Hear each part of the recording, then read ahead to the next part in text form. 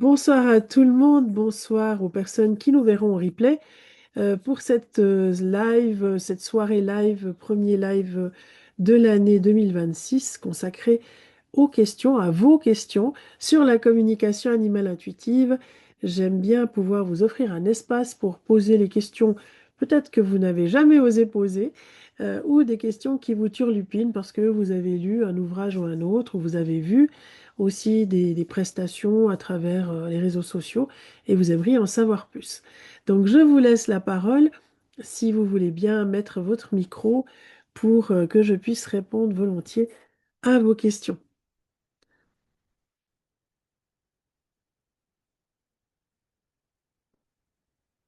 Et c'est là qu'il faut un courageux ou une courageuse qui se lance. Voilà, Cédric, merci. Bonsoir Fabienne. Bonsoir. Oui, j'avais une question par rapport à la communication animale pour commencer.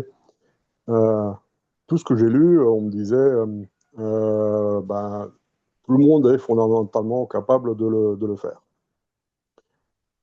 Est-ce que vous pourriez confirmer ça ou expliquer un peu plus si certaines personnes ont plus d'aptitude ou est-ce que c'est quelque chose. Voilà, peut-être lié. Est-ce que les enfants ont plus de sensibilité? Est-ce que ça se perd avec le temps? Enfin, un peu me rassurer de ça. Oui, merci hein, pour cette question parce que c'est une question qui revient souvent. Alors, j'ai envie de dire, c'est un grand argument de vente de dire que tout le monde peut faire de la communication animale. C'est un petit peu plus complexe que ça. La communication animale intuitive, c'est en fait une manifestation de notre intuition, au même titre que la médiumnité, que le channeling, que le magnétisme. C'est au fait des compétences que nous avons de pouvoir utiliser notre sensibilité personnelle. Et quand je parle de sensibilité, je ne parle pas de sensiblerie, hein, vraiment cette capacité qu'on a de ressentir les choses. Le terme sensibilité, je l'utilise au sens de ressentir des choses dans notre corps. Cette sensibilité, on a eu l'occasion de la développer ou pas tout au long de notre existence. Les enfants, quand ils sont petits, en fait, quand ils sont jeunes, ils sont nés avec, c'est une compétence hein, que l'on a d'être intuitif, c'est pas quelque chose qui est donné sous une forme de don à quelqu'un plus qu'à quelqu'un d'autre. Les enfants, ils arrivent purs et innocents, pas encore imprégné de l'éducation scientifique qui va nous expliquer tout au long de notre existence que ce qui est vrai, c'est ce qui existe avec le développement d'un raisonnement cartésien. Donc effectivement, les enfants, ils ont cette sensibilité et pour eux, c'est plus facile d'entrer dans ce monde intuitif parce que ça fait aussi partie du monde des rêves. En fait, c'est une partie de notre cerveau très créative qui a cette capacité de pouvoir développer d'autres points de vue, de pouvoir accéder à une autre forme de conscience à travers l'intuition qui en serait le véhicule. Quand on arrive à l'âge adulte, bah, ça va dépendre aussi de où on en est dans notre histoire de vie par rapport à nos croyances, par rapport à nos habitudes d'utiliser le ressenti du corps. Alors, je dis ça parce que dans l'expérience que j'ai hein, de bientôt un quart de siècle, 25 ans dans la pratique et l'enseignement de la communication animale, je remarque que les personnes qui pratiquent des arts martiaux, font de la danse, font du yoga, du tai chi, du qigong ou tout autre exercice qui développe le ressenti corporel, ont beaucoup plus de facilité pour utiliser leur intuition à travers la méthode que j'enseigne. Parce que l'intuition, ça s'enseigne. L'intuition, c'est quelque chose qui est très très subtil comme perception et on va apprendre à recevoir les informations subtiles de notre corps pour pouvoir ensuite les transposer, les interpréter. C'est pour ça que moi j'aime utiliser le mot interprète animalière ou animalier. On va les interpréter pour leur donner un sens.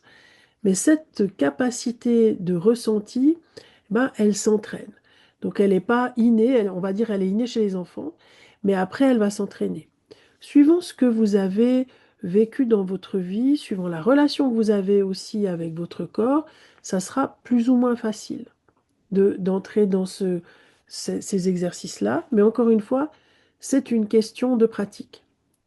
Pour moi, même quelqu'un qui est très intuitif, hein, on dit sixième sens, très développé, etc., il doit faire ses gammes, il doit travailler.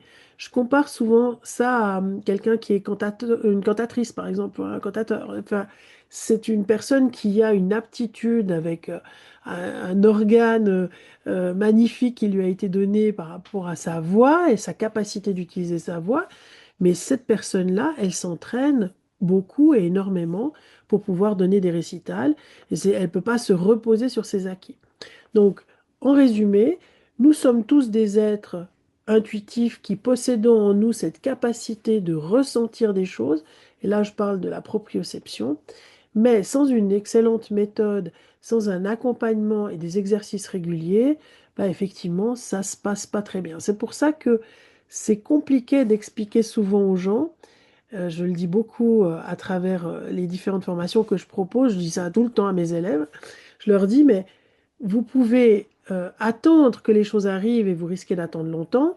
Par contre, si vous pratiquez régulièrement, c'est comme une espèce de gymnastique. Moi, je parle depuis 25 ans de muscles intuitifs. En fait, c'est comme le fitness. Il faut l'entraîner et il faut s'exercer. Et dans la pratique que, par exemple, j'enseigne au sein de l'école de la conscience, on va travailler son intuition, on va le développer tout au long du parcours, avant même de commencer à faire des communications avec des animaux, parce que là, il y a un challenge de plus. On va d'abord essayer de gonfler son muscle intuitif. Ça répond à votre question? Ah, on vous entend pas, vous avez coupé votre micro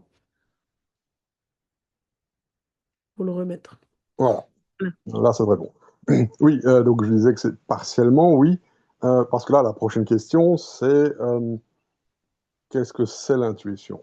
C'est-à-dire que moi, on m'a souvent dit, arrête de penser, suis ton intuition. Et ensuite, je me suis dit, bon, je vais essayer de faire ça. Et c'était catastrophique. C'est-à-dire que j'ai perdu beaucoup d'argent. Enfin, c'était après un chantier pas possible. Et donc, on me disait, oui, mais ça, c'était pas de l'intuition. Ok, d'accord. Mais alors, qu'est-ce que ça veut dire l'intuition? Oui. Alors, il faut faire la différence au fait entre intuition et interprétation. L'intuition, c'est un mécanisme que nous possédons tous qui nous permet d'accéder à des informations inconscientes que l'on possède en nous et avec lesquelles on est aussi en contact à l'extérieur. Encore une fois, c'est quelque chose qu'il va falloir entraîner pour avoir le bouton on-off. Il y a des gens qui ont parfois ce qu'on appelle des prémonitions. Ça fait partie de l'intuition ou des rêves prémonitoires ou qui, peut-être ça vous est déjà arrivé de vous dire, ah, je sais pas pourquoi, mais aujourd'hui je la sens pas, cette route que j'ai l'habitude de faire, je vais prendre une autre route. Et peut-être que vous avez eu raison, peut-être que vous apprenez plus tard que, je sais pas, il y a eu un éboulement sur la route et vous auriez été très embêté. Ça, on peut dire que c'est des choses intuitives qui nous arrivent à tous. Vous avez déjà eu l'occasion de penser à quelqu'un et tout d'un coup, cette personne, vous n'aviez pas vu depuis longtemps, elle vous appelle, vous envoie un mot.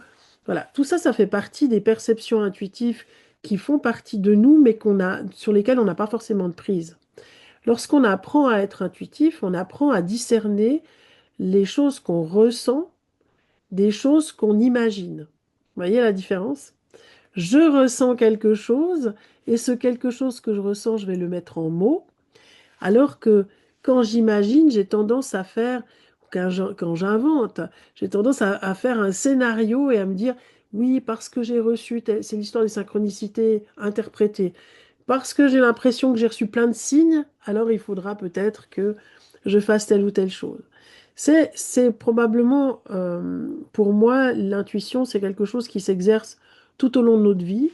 On pourrait, dans l'explication plus psychologique de l'intuition, dire que l'intuition, c'est notre inconscient, notre subconscient, et puis qu'il est en contact avec plein de choses, et que le mental, c'est celui qui contrôle et qui réfléchit et qui est dans une certaine logique. Mais Je ne peux pas vous expliquer en détail ce que c'est l'intuition parce que je pense que toutes les explications cartésiennes n'amènent pas à ce qu'est l'intuition en termes de ressenti. Dans la formation, dans le cadre de l'école de la conscience, j'ai fait un petit teaser qui s'appelle Premier pas, qui permet de faire quelques exercices intuitifs. Tout à l'heure, je vous ai dit qu'il y aurait une surprise pour toutes les personnes qui êtes là. Donc tout à l'heure, je vous proposerai un petit exercice intuitif. Mais développer le concept théorique de l'intuition, pour moi, il a peu de valeur parce qu'en fait, l'intuition, ça se comprend quand on est en immersion. Quand on fait un ou deux exercices et qu'on se dit, ah ouais, ok, c'est ça. Mais c'est pas la devinette, hein, l'intuition. C'est pas je devine ce que c'est. Et peut-être une chose quand même assez importante, il y a aux États-Unis des intuiteurs, je suis pas sûre que le terme soit consacré, mais je l'utilise, je l'ai inventé, mais il y a des intuiteurs professionnels, des gens qui font de la prévision sur le devenir des entreprises et sur les choses qui, dans l'avenir, seront intéressantes pour l'humain. On sait que dans la vallée du côté de Salt Lake City, hein, aux USA, il y a des intuiteurs professionnels dont le job, c'est de faire ce qu'on appelle du viewing, control remote viewing, CRV. Et en fait, ces gens-là, ils vont projeter, je suis désolée en anglais, je suis pas très bonne. Ces gens-là, ils vont projeter, par exemple, la chose que les gens vont utiliser demain, dans 10 ans. Et si on prend le téléphone portable, bah, le téléphone portable, on peut imaginer qu'il y a aussi des gens qui ont intuité à partir du téléphone de la maison avec le fil, etc., sur ce que pourrait devenir le téléphone portable jusqu'à devenir aujourd'hui un outil indispensable hein, pour chacun d'entre nous, puisque il fait ordinateur, etc., etc. Il y a une étude qui avait été faite sur le futur qui avait été posée à l'école d'architecture à Paris à des étudiants. On leur avait demandé de faire un exercice intuitif. Alors, ils avaient été conditionnés par la personne qui leur avait fait faire l'épreuve de ce que pourrait être Paris et ce qu'on pourrait trouver comme solution pour refroidir Paris quand elle serait, puisque la chaleur augmente, quand ça serait trop chaud et que les gens pourraient plus vivre dans un Paris comme ça étouffé. Et il y a des gens qui ont projeté, dessiné le Paris de demain dans ce qu'ils ont ressenti. Alors on verra si effectivement en 2050, ça ressemblera à des choses qui ont été perçues par ces étudiants-là. Donc on peut réfléchir. Là, on va utiliser le cognitif, le mental, ou on peut intuiter, mais idéalement, c'est d'associer les deux.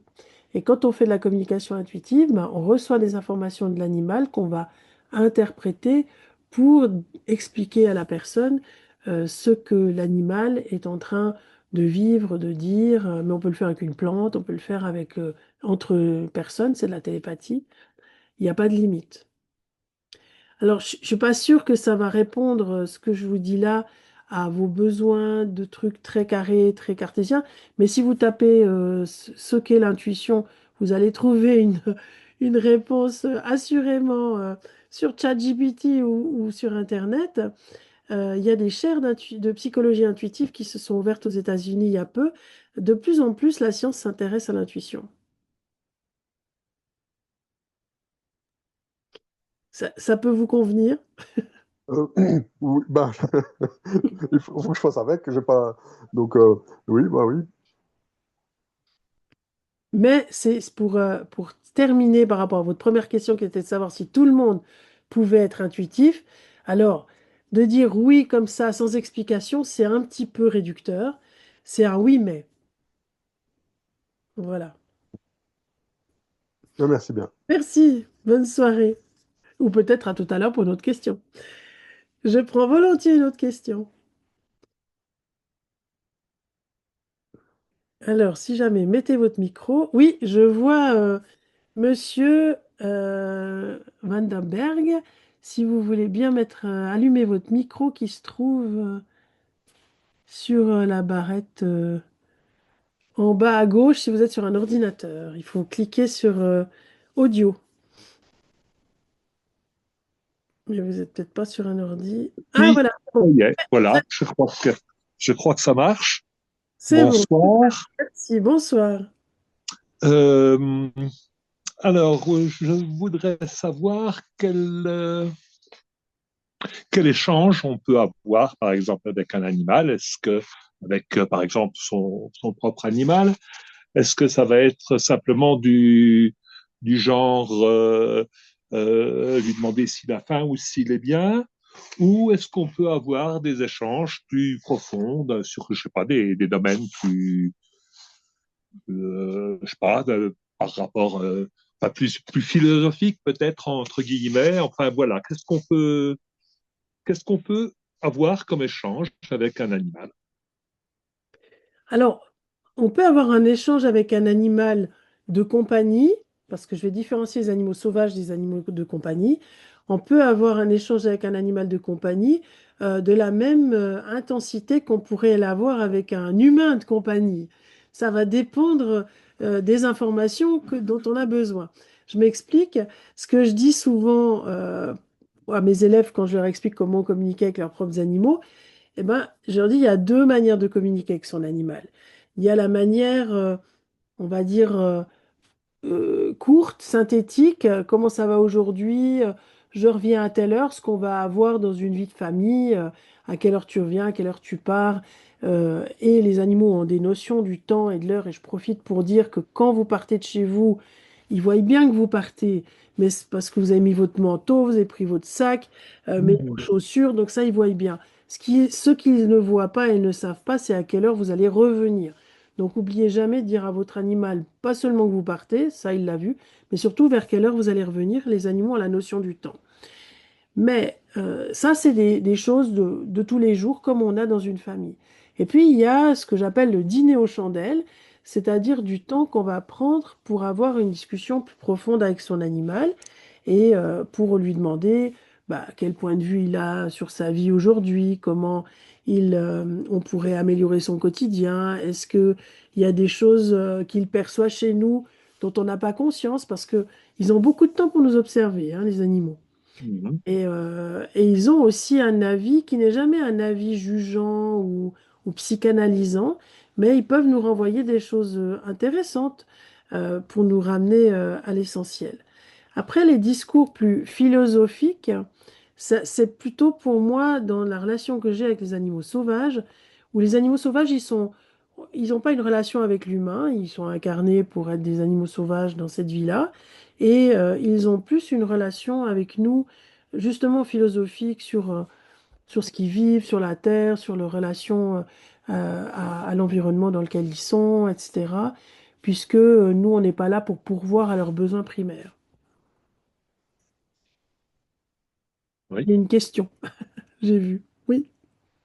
Oui, mais alors, comment des notions comme ça peuvent-elles passer par le biais de l'intuition? En fait, l'intuition, c'est une capacité à percevoir des informations au niveau émotionnel, donc que vous allez ressentir dans votre corps. Et les animaux sont des êtres émotionnels. Et il y a maintenant plusieurs scientifiques qui montrent aussi que les végétaux, notamment les arbres, sont aussi des êtres émotionnels, c'est-à-dire des êtres qui ont des ressentis. Et c'est Mhm. plus, on va dire, c'est plus de l'ordre vibratoire, en fait, l'échange entre nous et les animaux, le monde végétal. Mais si on admet que sur cette terre, finalement, tout est une forme de vibration ou de fréquence, alors on a la possibilité de pouvoir converser avec toutes ces fréquences. Et on l'a vu avec la musique, sur le bienfait que ça nous fait au niveau du cerveau. Et en fait, les animaux jouent leur partition que l'on apprend à, à traduire à travers notre intuition. Est-ce que, l'échange d'informations peut être pratiquement aussi rapide que, par exemple, la conversation que nous avons là? Complètement, oui. C'est très rapide, c'est au même débit. Le débit de l'interprète animalier va dépendre de sa virtuosité, son expérience et de ses compétences. Évidemment. Mais voilà. Mais effectivement, il parle très vite. D'ailleurs, au début, les élèves doivent demander souvent à l'animal de répéter, d'aller doucement, parce qu'ils ne comprennent pas tout ça. Il y a trop d'informations en même temps. Ce qu'on va chercher dans la méthode que j'ai créée, parce que je suis d'essence scientifique, et pour moi, je trouvais ça extraordinaire, tous ces gens, puisque le mouvement de l'intuition et de la communication intuitive ou avec le vivant, ça vient des États-Unis. Je trouvais ça superbe, il y a 25 ans, toutes ces personnes qui parlaient avec les animaux, qui racontaient plein de trucs, mais je me disais, on pourrait broder aussi, hein, les choses. Bon, Donc voilà, on pourrait raconter des choses. Donc j'ai créé une méthode qui s'appelle la méthode des éléments de validation, où avant de répondre à une question ou avant même de pouvoir demander à l'animal des choses précises sur son état psychique, sur comment ça se passe avec d'autres partenaires, collègues dans la famille où il vit, l'interprète animalière va apprendre, et c'est toute la grande difficulté, à déjà recueillir des éléments qui vont concerner l'environnement de l'animal, ses habitudes de vie, sa nourriture, ses relations avec des humains et d'autres animaux, sans avoir d'informations là-dessus. Parce que je pars du principe que si déjà je peux décrire l'environnement d'un animal, ses relations avec les humains, sans savoir, à part l'humain qui a fait la demande, et quels autres humains habitent, pouvoir décrire ses relations avec d'autres animaux, comment se passe, je sais pas, pour un chien, ses balades, est-ce qu'il a un copain chien qu'il aime bien ou qu'il aime pas, etc., etc., ses habitudes de nourriture, j'ai suffisamment d'éléments pour me dire, et la personne va me valider de ce point de vue-là, que je suis bien en connexion avec l'animal. Donc à partir de là, je vais pouvoir lui dire à cet animal, lui demander, pardon, à cet animal ce qu'il aimerait rajouter en plus concernant sa vie ou ses difficultés du moment, ou le confronter à la problématique soulevée par sa maîtresse ou son maître. Je ne veux pas monopoliser tout l'espace, mais je voudrais demander encore une chose. Euh, j'ai lu pas mal de bouquins, etc. Il y a une chose qui me bloque complètement, c'est les histoires de méditation qu'il faut se mettre dans des positions, je ne sais trop comment, respiration, etc. Moi, c'est des choses qui me dépassent complètement et que je suis incapable de faire. Et d'un autre côté, dans les mêmes livres, l'auteur dit qu'il peut, d'un instant à l'autre, se mettre en relation avec un animal sauvage qu'il croise ou quelque chose comme ça. Donc, quelle, quelle préparation doit-on faire pour pouvoir communiquer? Alors, de nouveau, ça va dépendre des gens. Parce qu'en fait, vous entrez en communication animale avec votre corps physique, avec votre cerveau. On parlait tout à l'heure de fréquences. On sait que les ondes cérébrales avec lesquelles on va jouer pour entrer en communication intuitive avec un être vivant, effectivement qu'il soit animal sauvage, animal de compagnie ou végétal, va dépendre de la fréquence à laquelle on se met. C'est ce qu'on appelle les états de modifiés de conscience ou les états d'hypnose, ou les états de relaxation, plus ou moins profonds. Vous pouvez, si vous avez l'habitude d'avoir des rituels pour apaiser votre mental, être tranquille à l'intérieur, je ne sais pas, en lisant un livre, en allant vous promener dans un endroit que vous aimez bien, en écoutant de la musique, l'effet, il sera le même. Les techniques méditatives, c'est des techniques, alors moi je suis hypnothérapeute hein, aussi, donc c'est des techniques qui permettent la relaxation du cerveau pour permettre à la partie immergée de l'iceberg qui est notre inconscient, et donc à l'intuition, de remonter à la surface pour rejoindre, parce qu'on ne veut pas que les gens dorment, hein, pour rejoindre le mental qui lui va comprendre les informations qui sont et interpréter les informations qui ont été qui sont reçus par la personne. Mais chacun va se construire sa propre cartothèque, c'est ce que j'explique dans ces formations.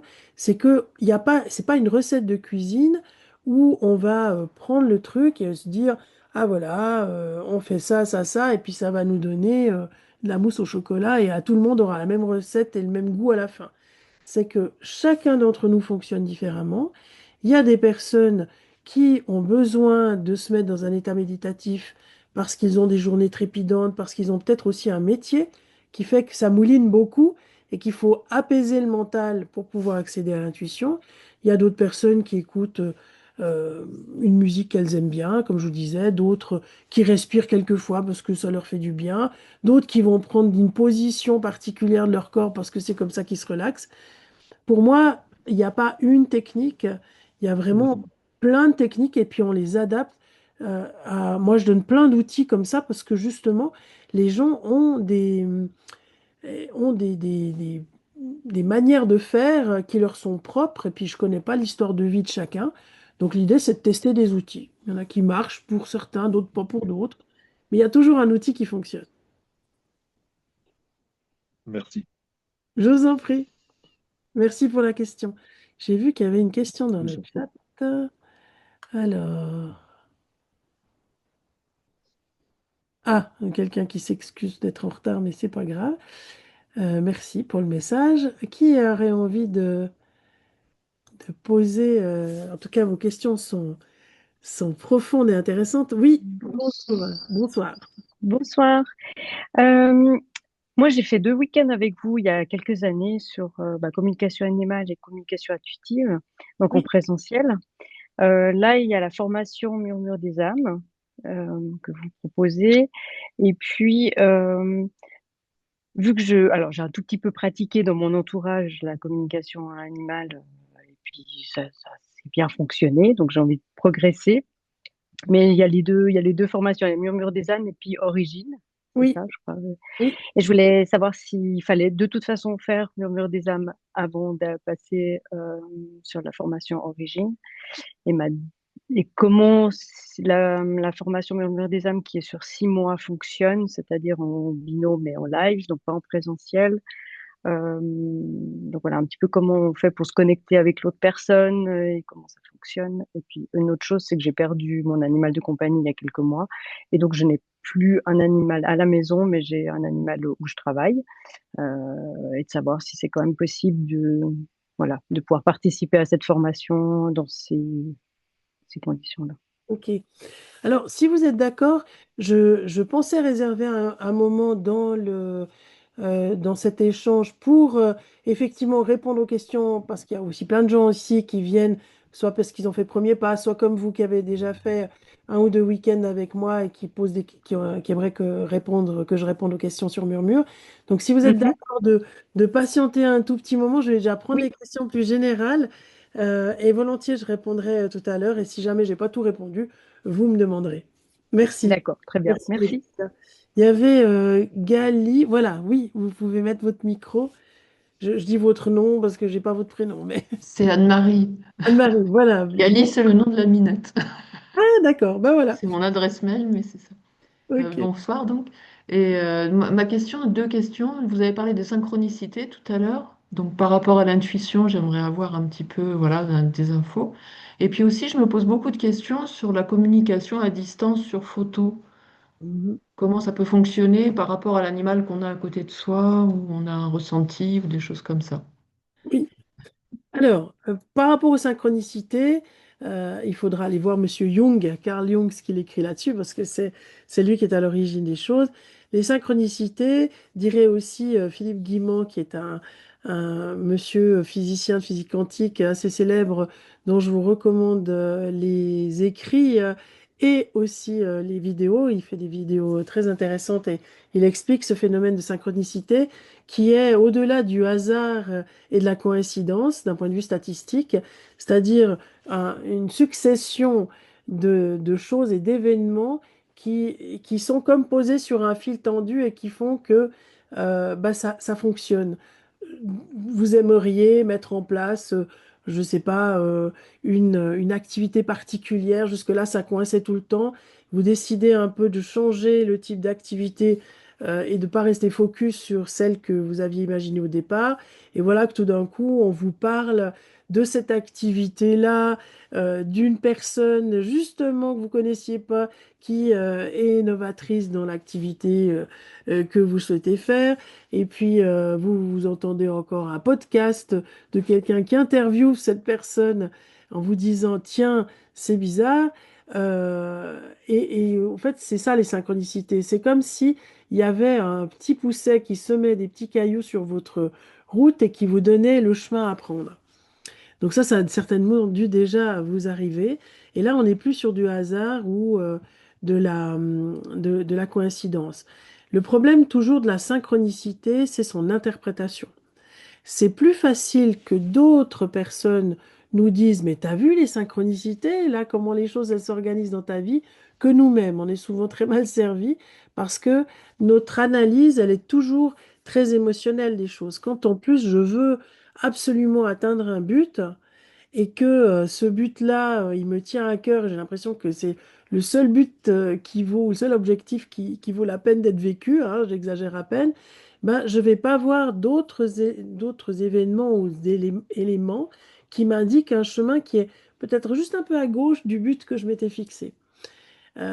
Donc les synchronicités, c'est bien quand les autres les lisent pour nous, mais quand on a l'habitude de travailler avec son intuition, à un moment donné, on les voit quand même et elles sont souvent assez évidentes. Et c'est vraiment comme des panneaux placés sur la route. Donc ça, je pense que vous saviez déjà, ou vous avez déjà vécu dans votre vie.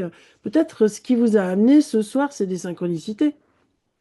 Voilà, à une soirée comme celle-là, ça peut, voilà, quelqu'un vous a parlé d'eux, vous avez parlé de communication, et puis quelqu'un vous a dit, tiens, il y a Fabienne Maillefer qui fait une conférence ce soir, regarde, tu peux t'inscrire, et ça fait partie des synchronicités qui nous amènent à un endroit, mais pas forcément toujours dans une idée de finalité. Et des fois, on a tendance, dans les synchronicités, à se dire, ah ben voilà, ça c'est le but. La synchronicité, c'est les petits cailloux. Et c'est pas forcément la synchronicité qui nous amène à la fin. Il peut y avoir encore un épisode derrière un autre épisode. Donc voilà pour les synchronicités. Et puis l'autre question par rapport à la distance, en fait, aussi étonnant que ça puisse paraître tant qu'on n'a pas pratiqué, c'est plus facile de le faire à distance, de communiquer avec un animal ou une personne d'ailleurs à distance, que à côté de nous. Pourquoi? Parce que quand on a un animal à nos côtés, il va falloir faire fi de tout son langage non verbal et tout ce qu'il a appris au contact des humains, parce que les animaux, les vôtres, pour les personnes qui ont un animal ou qui en ont eu un, vous savez bien comment vos animaux arrivent à vous faire comprendre qu'ils aimeraient telle ou telle friandise, qu'ils aimeraient sortir ou que ci ou que ça.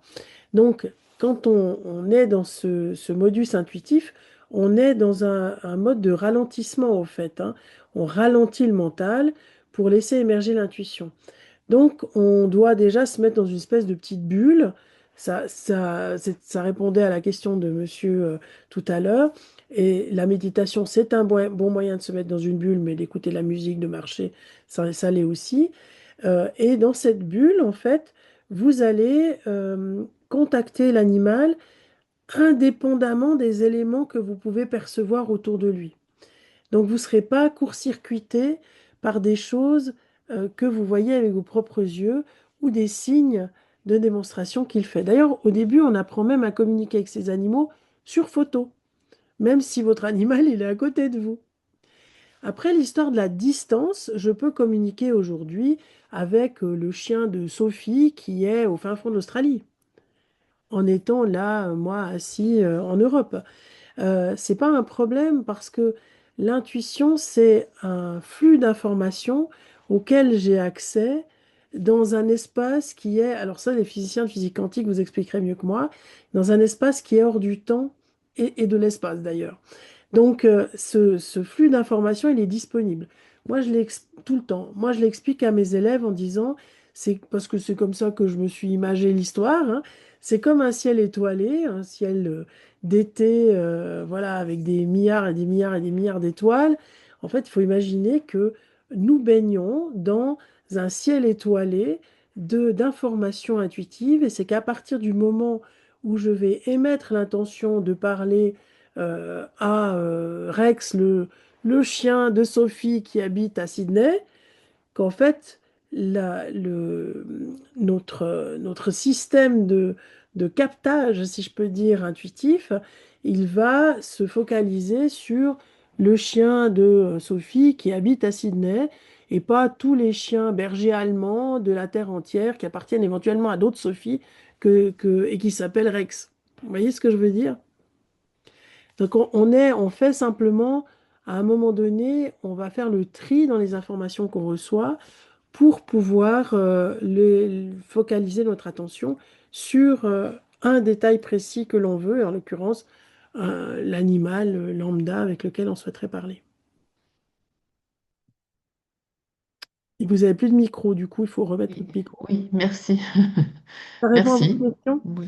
Non, non, très C'est bien. plus facile d'être loin des animaux au début, surtout quand on apprend.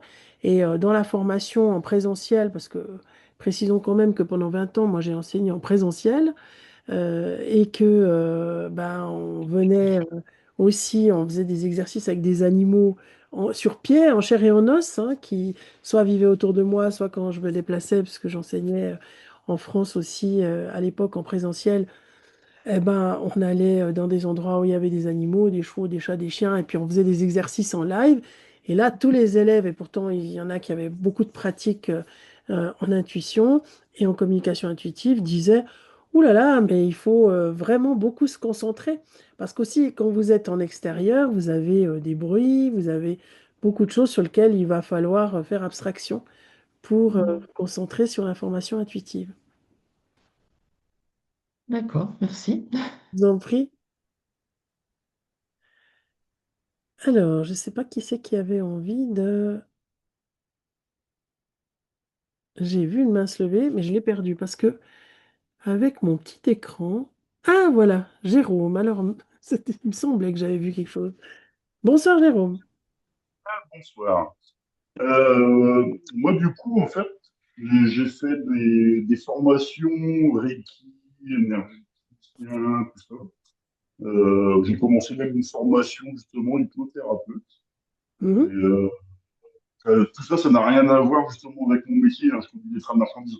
Donc, c'est justement le petit pousset qui met tous ces petits cailloux sur mon chemin. Et moi, le but, en fait, c'est de vouloir aider les animaux. Je suis bénévole dans un refuge animalier près de chez moi. Et c'est des animaux qui ont énormément de souffrance. Et, du coup, je voudrais les aider. Donc, c'est pour ça que je me dirige dans toutes ces superbes choses. Et bah, je voulais savoir jusqu'où on peut aller réellement au maximum. Tout à l'heure, vous disiez que vous étiez hypnothérapeute. Vous avez déjà essayé de faire ça sur des animaux? C'est possible ou pas? De les hypnotiser Alors, pour moi, clairement, je vois pas, je crois, à peu près fait toutes les formations qui existent en hypnose, hein. Je vois pas comment on peut utiliser l'hypnose aujourd'hui réellement pour traiter notamment les troubles traumatiques, hein, parce que je suis psychotraumatologue moi dans la vie, donc pour les humains. Et bien sûr que si j'avais pu, je le ferais pour les animaux. Je le fais plutôt avec d'autres choses, la phytothérapie, des fleurs de bac, des soins énergétiques, des choses comme ça qui marchent bien. Mais d'utiliser stricto sensu des techniques d'hypnose et des techniques de travail sur les traumas avec les animaux, il y en a qui disent que ça marche. Euh, je demande à voir, hein. Aujourd'hui, en tout cas, j'ai pas connaissance de cette possibilité-là. Et je vois pas très bien dans l'organisation du cerveau comment on peut le faire, sachant que effectivement, on va travailler avec l'inconscient de la personne, hein.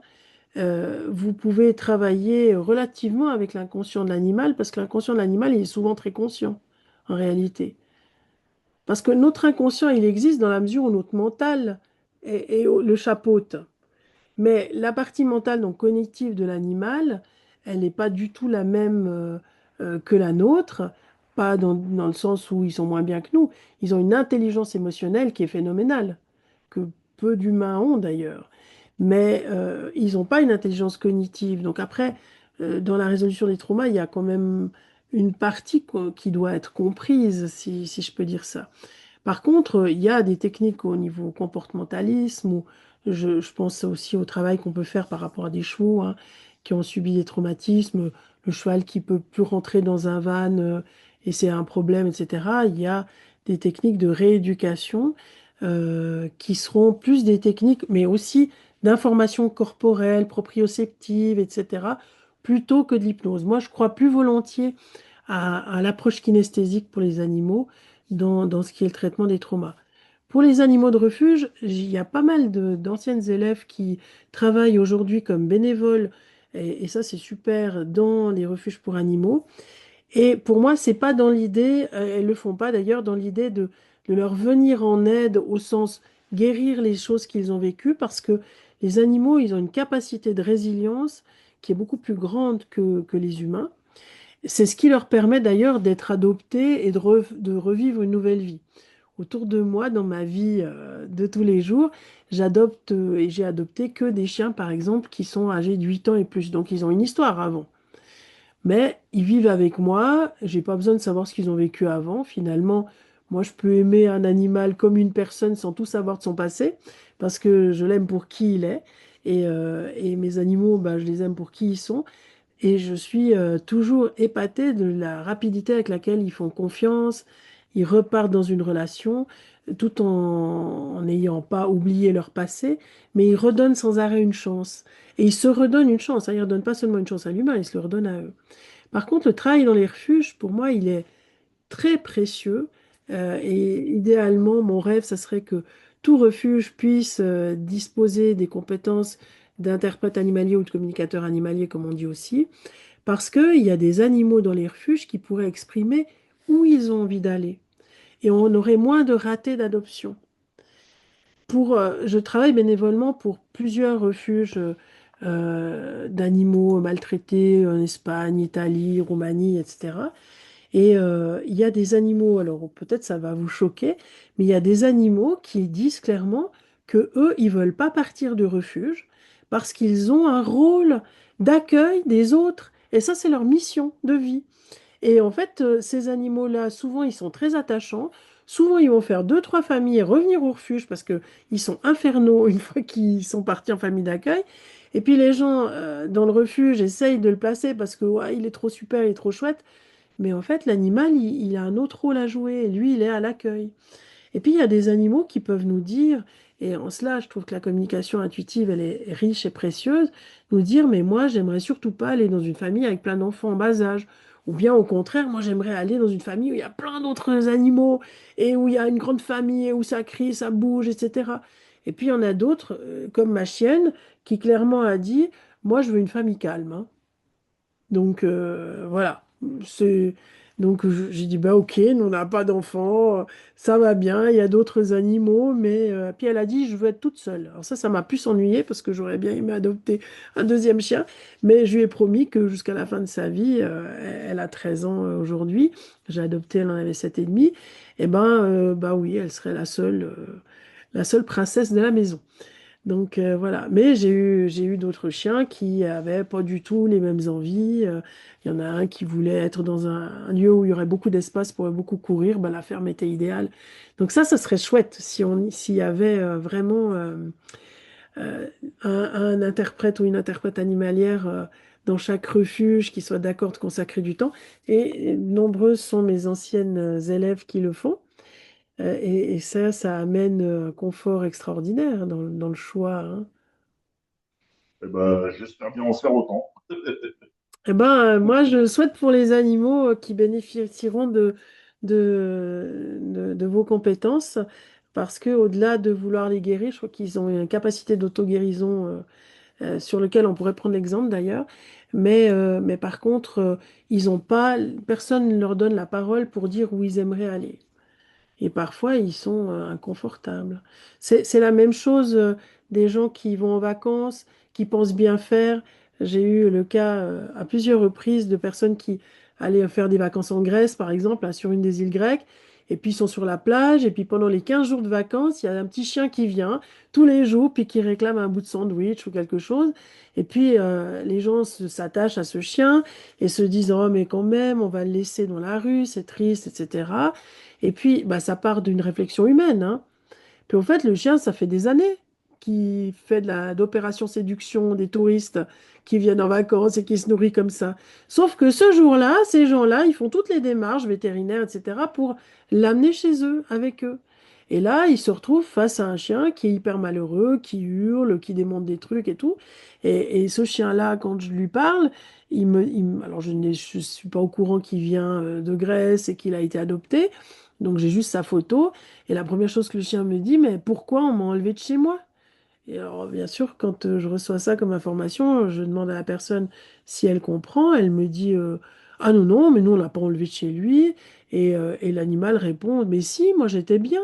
J'avais des copains, j'avais assez à manger, tout allait bien.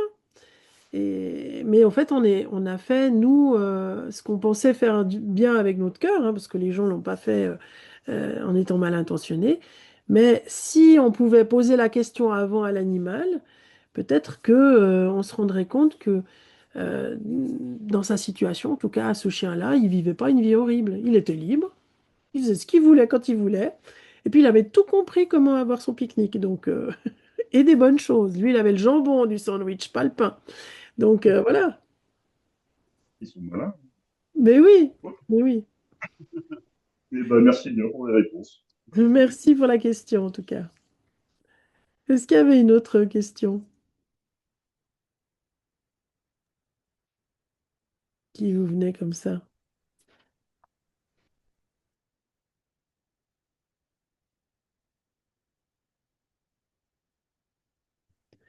Alors, si vous levez pas la main, je vous vois pas parce que quand vous levez la main avec le petit glis-glis marqué réagir, ah voilà, Cédric. Ah ben, je vous ai coupé le son. Vous pouvez le remettre.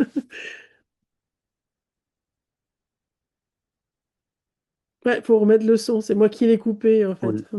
Je vois qu'il y a une personne qui a une question dans le chat aussi. Oui, oui, alors je vais peut-être juste la prendre. Entendons-nous clairement une voix dans notre tête? Alors, ça dépend de nouveau des gens.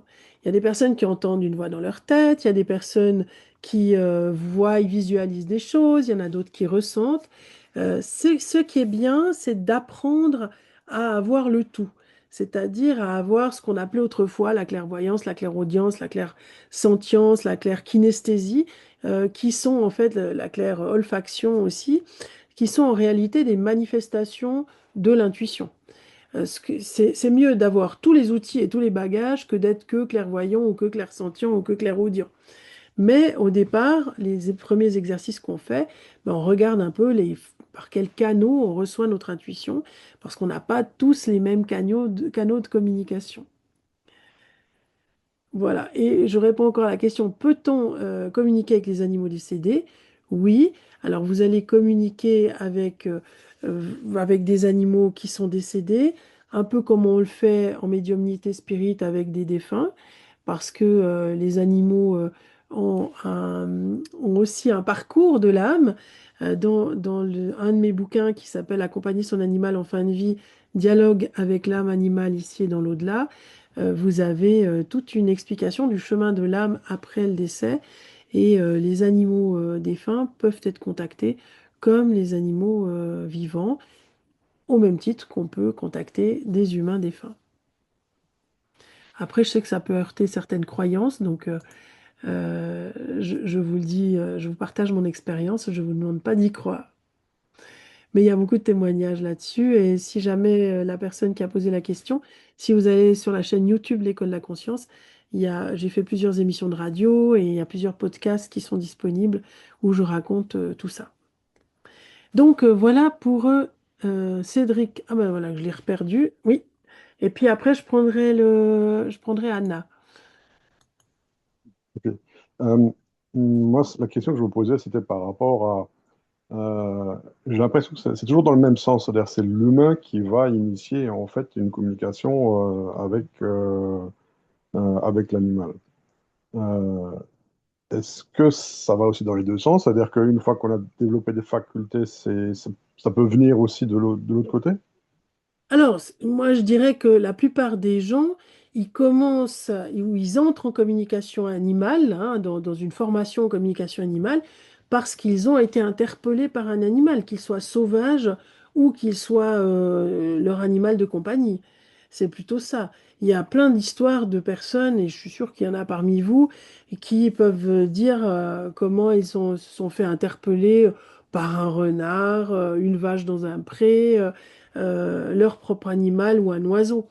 Le dialogue, il est permanent, en fait, ce dialogue invisible ou inaudible plutôt pour nous les humains, parce que c'est le mode de communication du monde animal. C'est pour ça qu'on a tout à apprendre de ce côté-là. Mais les animaux, ils adorent bavarder et converser avec nous et pouvoir parfois philosopher du moment que on n'est pas dans une idée, et ça c'est un petit peu des fois le biais, le travers de la communication animale, c'est qu'il est souvent, on utilise souvent cet outil pour vouloir contraindre l'animal à faire quelque chose qui plaise aux humains. Et pour moi, la com animale, elle n'est pas là pour asservir en fait l'animal une fois de plus Mhm. aux desiderata des humains. Elle est là pour, en complément à plein d'autres professions autour du monde animal, hein. Elle est là pour mieux comprendre ce que Mhm. l'animal vit à un instant T et non pas pour lui dire il faudrait que tu arrêtes de courir après les vélos, c'est pas bien d'aboyer quand tu es seul chez toi. Enfin, ça, pour moi, c'est pas OK de faire de la communication Mhm. animale dans ce sens-là. Mhm. OK. Merci. Alors, Anna, Bonsoir. bonsoir. Alors, moi, j'avais une petite question, un peu de curiosité. Je voulais savoir si vous aviez une sensibilité et une facilité de communication avec les animaux depuis que vous étiez petite ou jeune, ou alors si vous aviez vécu une vie classique, entre guillemets, et puis qu'à un moment, vous avez eu un intérêt et vous vous êtes tourné vers ça et vous vous êtes formé. Alors, je le raconte, hein, je ne veux pas raconter dans mes livres, mais dans le premier livre qui s'appelle La communication animale intuitive à la rencontre de la conscience animale, je raconte au fait l'histoire, mon histoire quand j'étais petite et le fait que d'avoir vécu dans une région où on avait un chalet assez sauvage, etc., et où on n'avait pas, je suis de 1966, donc à l'époque, on n'avait pas du tout de télé, déjà, on n'avait pas de télé dans ce chalet. On n'avait pas de manette, de vidéo, de téléphone portable et que sais-je pour nous distraire. Donc, on s'occupait autrement.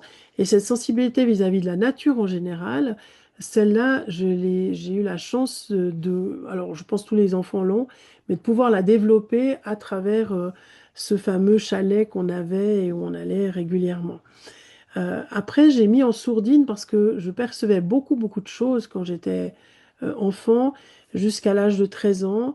Et j'ai mis en sourdine parce que c'était trop lourd à porter dans les perceptions que j'avais. Parce que quand on a des perceptions intuitives avec un côté très un peu open, hein, on devient un peu comme un moulin. Et donc tout vous traverse et vous ressentez tout. Et c'était compliqué pour moi de ressentir par exemple, des personnes autour de moi qui n'étaient pas bien ou qui allaient mourir. Et j'ai voulu à un moment donné que ça s'arrête. Donc j'ai émis l'intention vraiment que tout ça se referme.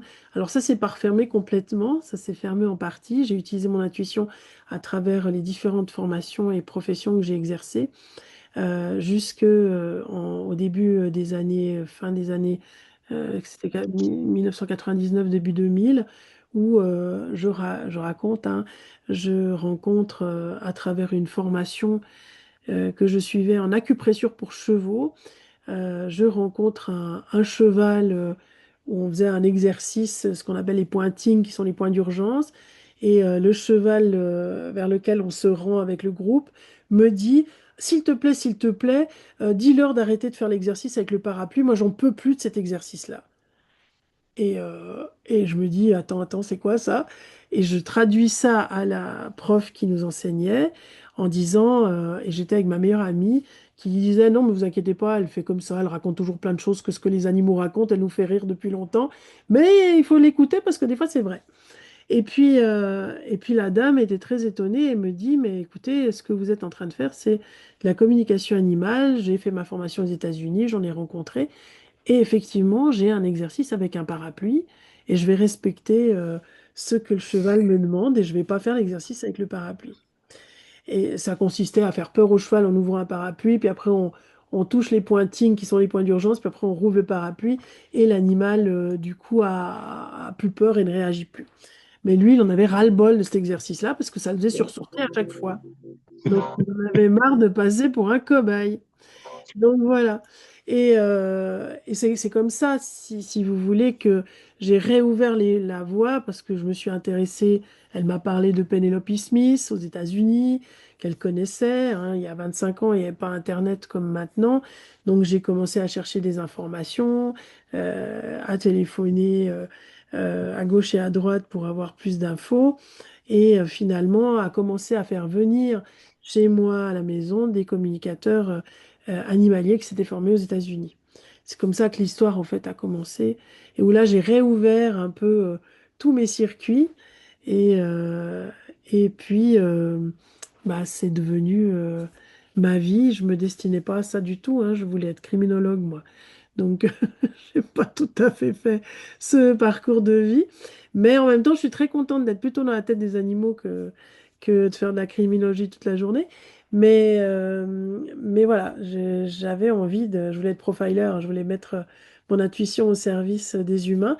Je mets mon intuition au service des humains et des animaux parce que, encore une fois, quand on fait ce métier d'interprète animalière, il est rare qu'un renard vienne me parler des difficultés qu'il a à élever ses petits renardeaux. En règle générale, j'ai monsieur ou madame X qui est en difficulté avec son animal, qui a déjà cherché plein de solutions et qui aimerait comprendre le point de vue de son animal. Donc, j'aide pas seulement en fait un animal, j'aide surtout son humain à mieux comprendre son animal. Et en ça, c'est tout bonus pour tout le monde. Merci pour cette réponse qui m'éclaire. J'ai deux questions un peu plus liées pour le coup à la communication directe. Je me demandais si mon animal sait quand je communique avec lui, en fait. Est-ce qu'il a conscience, je ne sais pas si on peut dire comme ça, du fait que je suis en train de communiquer avec lui? Et à contrario, ça rejoint un petit peu une question qui a été posée juste avant. Est-ce qu'il existe des moments où lui, il communique avec moi, enfin, ou avec mon inconscient et mon âme, et où moi, j'en ai pas conscience? Alors, l'animal, il a toujours conscience qu'on est en train de communiquer intuitivement avec lui parce que, en fait, il n'a pas besoin de faire une démarche comme nous pour se mettre sur la bonne fréquence, etc., puisque lui, il vibre sur cette fréquence-là.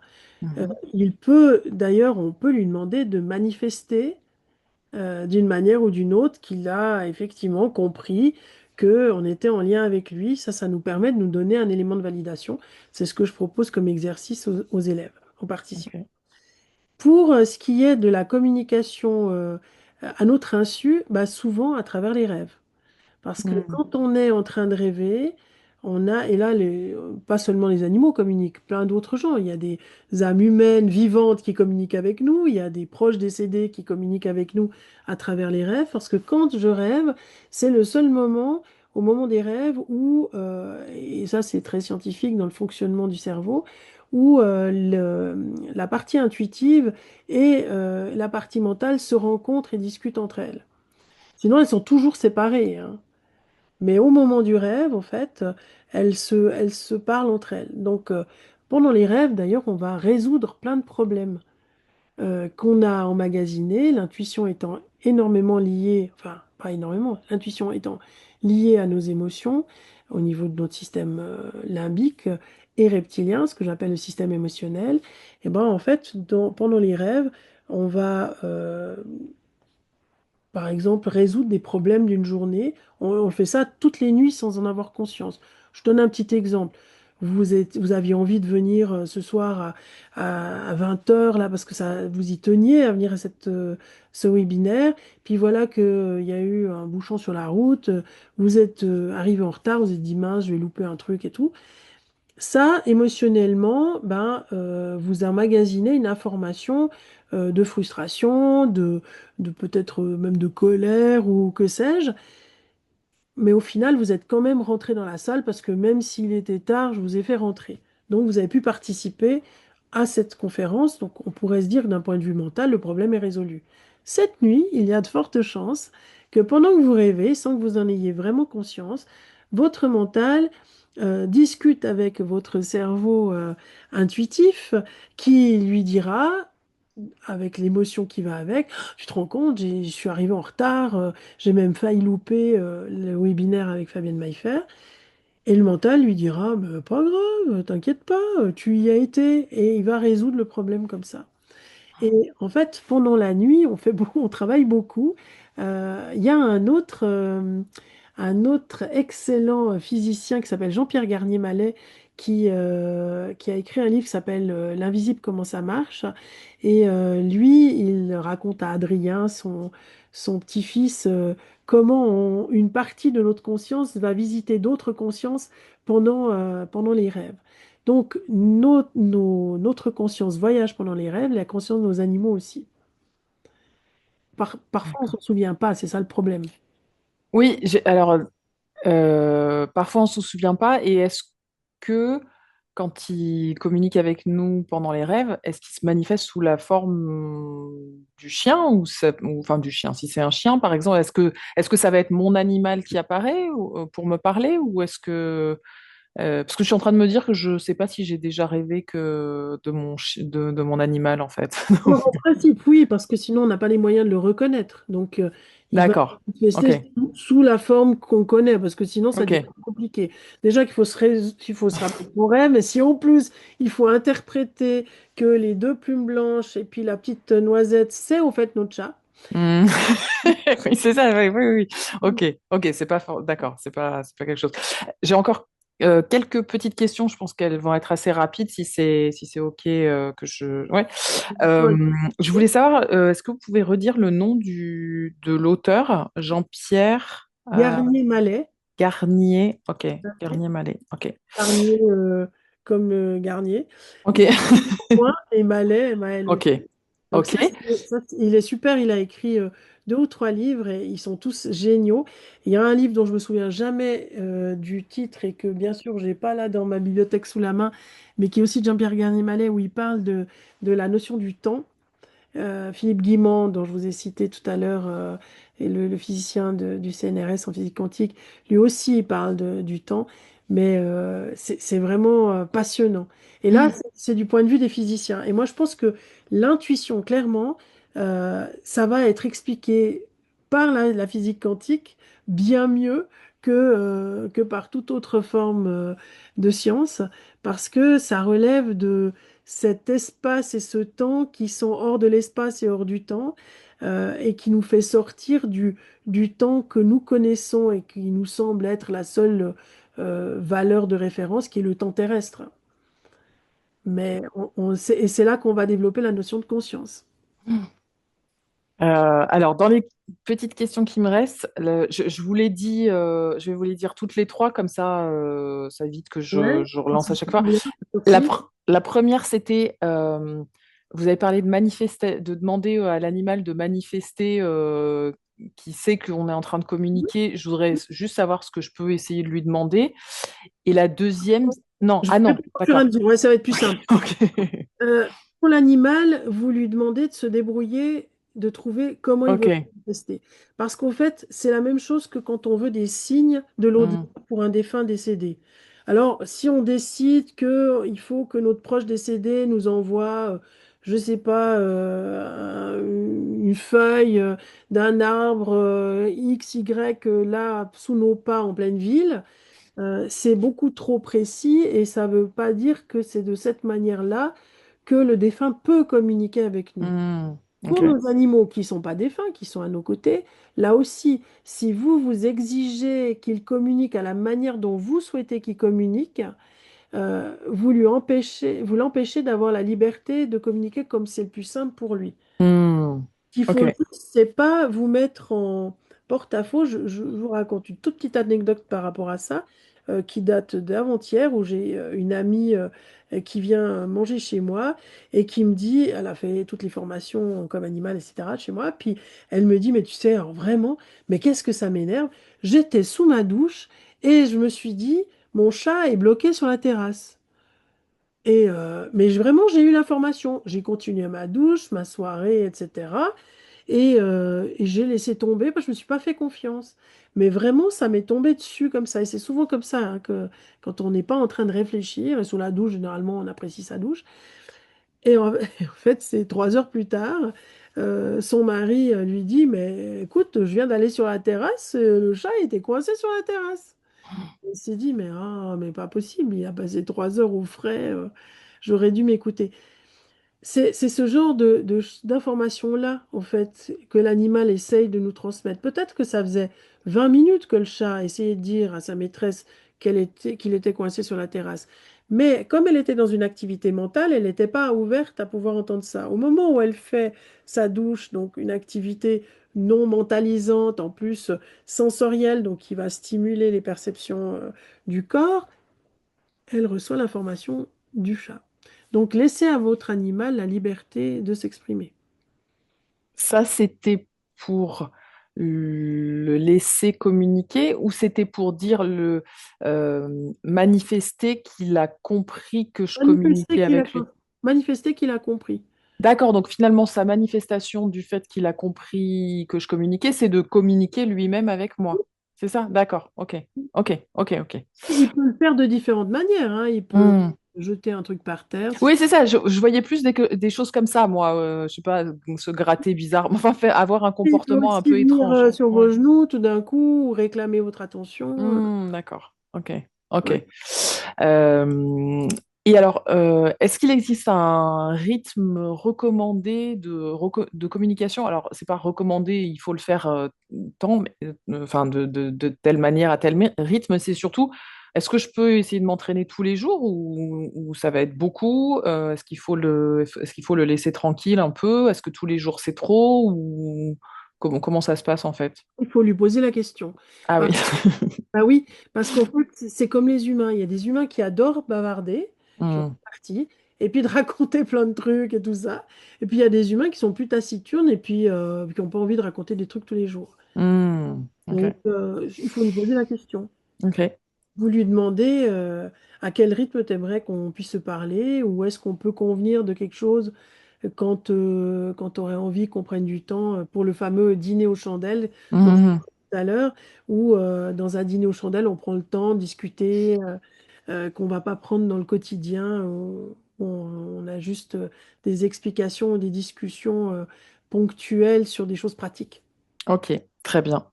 Merci beaucoup. Ok, ben merci pour toutes ces questions. Je reprends juste peut-être le chat et puis après je passerai à la présentation. Alors, il y avait quelqu'un qui parlait du replay. Oui, alors le replay de ce soir, il sera sur la chaîne YouTube d'ici la fin de la semaine de l'École de la Conscience, comme tous les autres lives, et il y a au moins 200 choses postées sur le site YouTube de l'École de la Conscience. Vous pouvez aller regarder sans problème. Alors, pour répondre à la question de Laetitia, je crois qu'elle s'appelle, qui m'a posé la question tout à l'heure, je vais juste vous partager une petite info d'une dizaine de minutes. Si vous avez euh, apprécié l'essai de clarté que j'ai fait jusque-là par rapport aux informations que vous me demandiez, je vais essayer d'être aussi clair par rapport à, voilà, hop, par rapport à Murmure des âmes. Je ne vais pas vous redire ce qu'il y a déjà de noté sur le site de l'École de la Conscience parce que vous pouvez prendre le temps de lire tranquillement, de regarder les vidéos, etc. Euh, le programme de Murmure des âmes, la première chose, à savoir, c'est qu'il est issu d'un programme qui durait autrefois 18 mois, qui était un programme de formation niveau 1. Donc, je vais déjà répondre pour ça à la question de Laetitia. Oui, il vaut mieux passer par là parce que je vois les gens qui suivent le programme Origine qui est professionnalisant. S'ils n'ont pas fait MDA, ils rament beaucoup. Ils auront deux, trois modules d'MDA au début, mais ils ont un effort assez conséquent à fournir par rapport aux gens qui font Murmure. Murmure des âmes, c'est donc issu de ce programme qui était sur 18 mois, à raison de un week-end tous les 2 mois sur ces 18 mois, et ça vous donnait la matière première pour pouvoir communiquer avec vos animaux, le monde végétal, le monde minéral, les esprits de la nature, avec des notions aussi sur les premiers secours pour vos animaux, sur des soins énergétiques que vous pouvez faire pour vos animaux, sur le lien que vous pouvez entretenir avec votre animal quand il est hospitalisé, par exemple. Il y a beaucoup de choses pratico-pratiques. Je l'ai réduit sur 6 mois. À partir du moment où ça devenait quelque chose en visio, ben, j'ai concentré ces 18 mois en 6 mois de concepts théoriques et pratiques. Et puis, j'ai essayé pendant ces 6 mois j'essaye pendant ces 6 mois de vous amener à réfléchir à travers un forum, à travers des relations en binôme, à travers aussi des lives réguliers, des exercices pratiques. Je vous donnerai les détails tout à l'heure. Ce que j'ai entendu ce soir, je l'avais déjà un petit peu anticipé parce que c'est des questions qui viennent souvent. C'est comment être sûr que j'invente pas, pourquoi des fois je capte un jour sur deux. Ça, c'est des choses que j'ai entendues aussi à l'occasion de d'autres conférences. Comment trouver une méthode claire parce que peut-être parmi vous, il y a des gens qui ont déjà essayé de faire de la com animale, ça marche plus ou moins.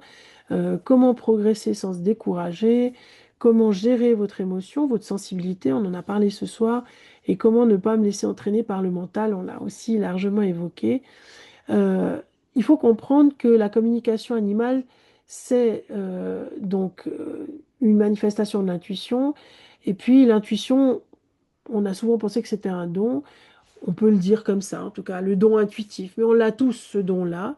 Ce qu'on manque généralement, c'est d'une méthode qui nous permet de canaliser notre intuition et surtout d'un cadre d'entraînement. C'est la même chose que si vous faites de la gymnastique tout seul chez vous sur votre tapis de course, ou bien si vous allez dans un fitness ou encore mieux un groupe où vous allez faire de la course à pied, la stimulation est différente. Et je crois que le secret, il est là par rapport au développement de son intuition. Ce que je promets dans Murmure des âmes, c'est vraiment de passer de je crois que, je doute, etc., à je sais reconnaître mon signal intuitif, parce que c'est ça que vous allez apprendre en premier, c'est faire la différence entre je reçois un signal ou j'invente, pratiquer en fait avec confiance, construire la confiance en vous parce que vous êtes coaché, parce que vous êtes suivi, parce que vous êtes vraiment encadré pendant ces 6 mois. Vous allez progresser avec une méthode qui a porté ses fruits sur des milliers d'élèves, ces derniers plus de 20 ans, 23 ans d'enseignement. Et puis, vous allez être aussi porté par un cadre. Et comme je disais tout à l'heure, ce cadre, c'est pas seulement l'enseignement tel quel, mais c'est aussi les échanges dans le forum. Ces échanges dans le forum, j'y suis tout le temps, c'est-à-dire que sous 24 heures, je réponds à vos questions, c'est très interactif. Les lives et les groupes WhatsApp qui se créent, les exercices qui se font entre vous, comme c'est très pratico-pratique, vous allez faire beaucoup, beaucoup d'applications. Pour moi, l'intuition, ça ne s'enseigne pas en théorie. On peut enseigner, nourrir le cerveau au début pour comprendre d'un point de vue scientifique comment ça s'organise dans notre tête et notre système cognitif limbique et reptilien. Mais après, il faut passer à l'exercice pour pouvoir comprendre comment ça s'articule chez nous à l'intérieur. Donc, vous n'allez pas seulement à apprendre à communiquer, vous allez apprendre aussi à devenir stable dans votre perception. Ce que vous allez vivre pendant 6 mois, c'est 81 leçons, une progression guidée, et vous allez apprendre à capter un signal clair, à plus vous perdre dans l'interprétation avec les je pense que, mais je suis pas sûr, je doute. Entrez dans un état intuitif plus rapidement, communiquez avec vos animaux et le vivant en général. Donc pas seulement les animaux, parce qu'encore une fois, vos animaux, ils sont pas suspendus dans les nuages, ils vivent sur une terre qui vibre. Vous aurez des notions de géométrie, de géobiologie, de géométrie sacrée. Vous allez comprendre aussi ce qui se passe dans l'environnement, votre appartement, par exemple, hein, comment améliorer euh, l'énergie de votre appartement. Vous allez pouvoir parler avec des animaux sauvages, avec des plantes, avec vos plantes, mais aussi avec des plantes à l'extérieur, des arbres. Vous apprendrez vraiment à communiquer avec l'ensemble du vivant et de la nature dans lequel les animaux s'insèrent et pour eux c'est d'une logique implacable. C'est juste nous les humains qui avons perdu la relation à la nature dont nous sommes issus. Pratiquer de façon régulière, structurée, joyeuse. Et c'est vrai qu'il y a plein d'amitiés qui se créent. J'aurais pas parié ça en lançant une formation en visio, mais il y a plein d'amitiés qui se créent. Il y a des gens qui se rencontrent, qui se voient et qui restent amis après la formation. Développer une confiance intérieure plus solide par rapport à vos perceptions et créer une relation solide justement entre personnes qui partagent la même passion. Donc c'est pas juste une formation, c'est pour moi une expérience vivante. C'est pas juste un truc de plus sur Internet à consommer. Il faut avoir envie de s'engager hein, dans cette formation et d'en profiter au niveau humain comme au niveau animal ou végétal. L'accompagnement, pour moi, c'est le cœur du programme. Je vous ai évoqué les trois piliers. Il y a le foyer, donc c'est le forum, l'espace communautaire qui est ouvert H24 et où les gens posent leurs questions, s'entraident, échangent, parlent de leurs expériences. Et il y a une dynamique très chouette qui se joue dans ce foyer. J'aime beaucoup. Il y a un cadre solide, c'est-à-dire un cap que je tiens à travers la progression de ces 81 leçons, à travers le suivi, les lives réguliers avec vous et une pratique collective, je disais, d'échange, de pratique de retour, de travail en binôme, de travail en groupe, en sous-groupe. Voilà, il y a quelque chose, vous n'êtes pas laissé à vous-même. Et puis dans 6 mois, je vous retrouve et puis je vous demande comment ça a été. Je suis vraiment à vos côtés. Il y a deux possibilités, une formule avec des lives, un live par mois, questions-réponses, un peu du type de ce soir. Et puis, il y a la formule premium, où là, il y a 2 lives par mois, un live d'exercice pratique en direct avec moi, où je vais, à partir des questions qu'il y a sur le forum, je propose des exercices pratiques beaucoup plus spécifiques pour vous aider à résoudre certains problèmes auxquels vous avez peut-être été confrontés dans les exercices pratiques du système de formation. Et là, on se voit donc 2 fois par mois, on est dans une rencontre beaucoup plus riche. Votre mental pourra continuer toujours à avoir un avis, on ne va pas l'éteindre, mais l'idée, c'est qu'il soit plus directeur de votre programme. Vous apprenez à calmer votre mental, à être dans une relation intuitive et, euh, et vous apaisez votre mental pour qu'il réalise qu'il peut laisser la place à l'intuition. Alors, c'est fait pour qui? Je dirais que c'est fait d'abord pour les personnes qui souhaitent pratiquer sérieusement, sans se mettre la pression, mais des gens qui ont envie de s'engager. C'est clair que si vous cherchez une petite formation de 2 jours qui vous permet, je ne sais pas très bien quoi, parce qu'on n'apprend pas à communiquer intuitivement en un week-end, effectivement, il ne faut pas vous engager dans un programme comme celui-là.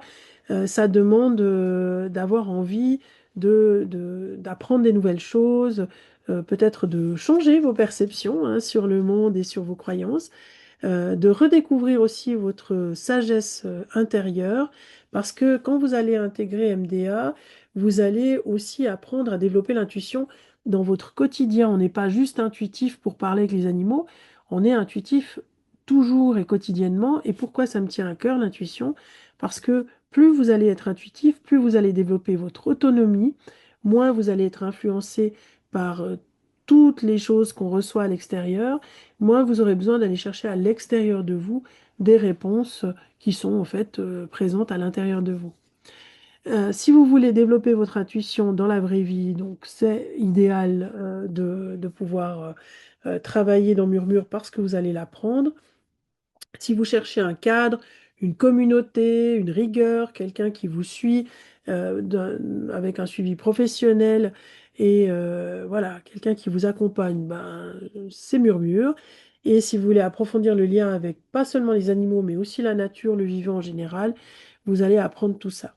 Donc pour moi, c'est un chemin avant toute chose d'expansion de la conscience, de pratique de l'intuition et qui transforme votre relation à vous-même, au vivant, aux animaux, avec une perception peut-être plus large ou un accès à d'autres formes de conscience. Et c'est très enrichissant.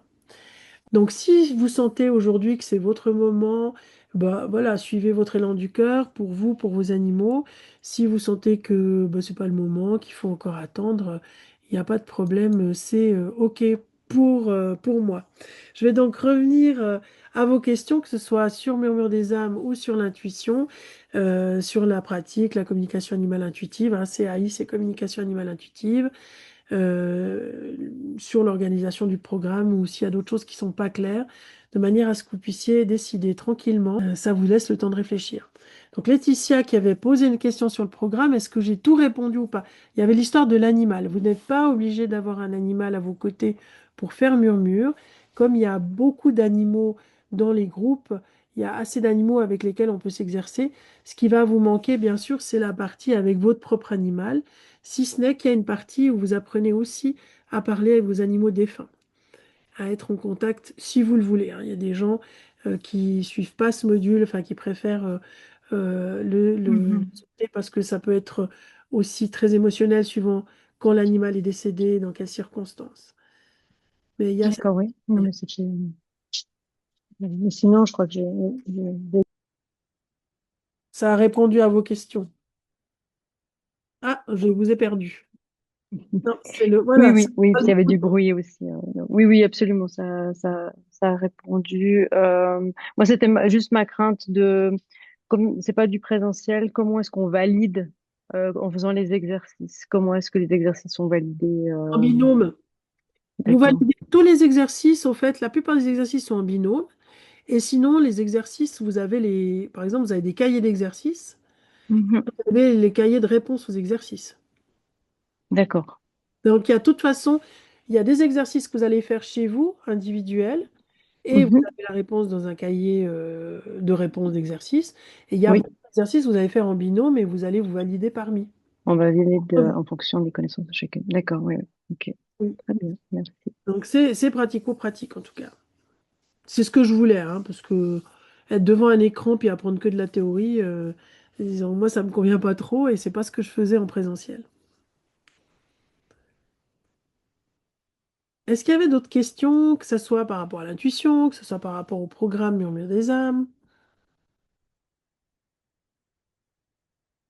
avant que nous nous quittions?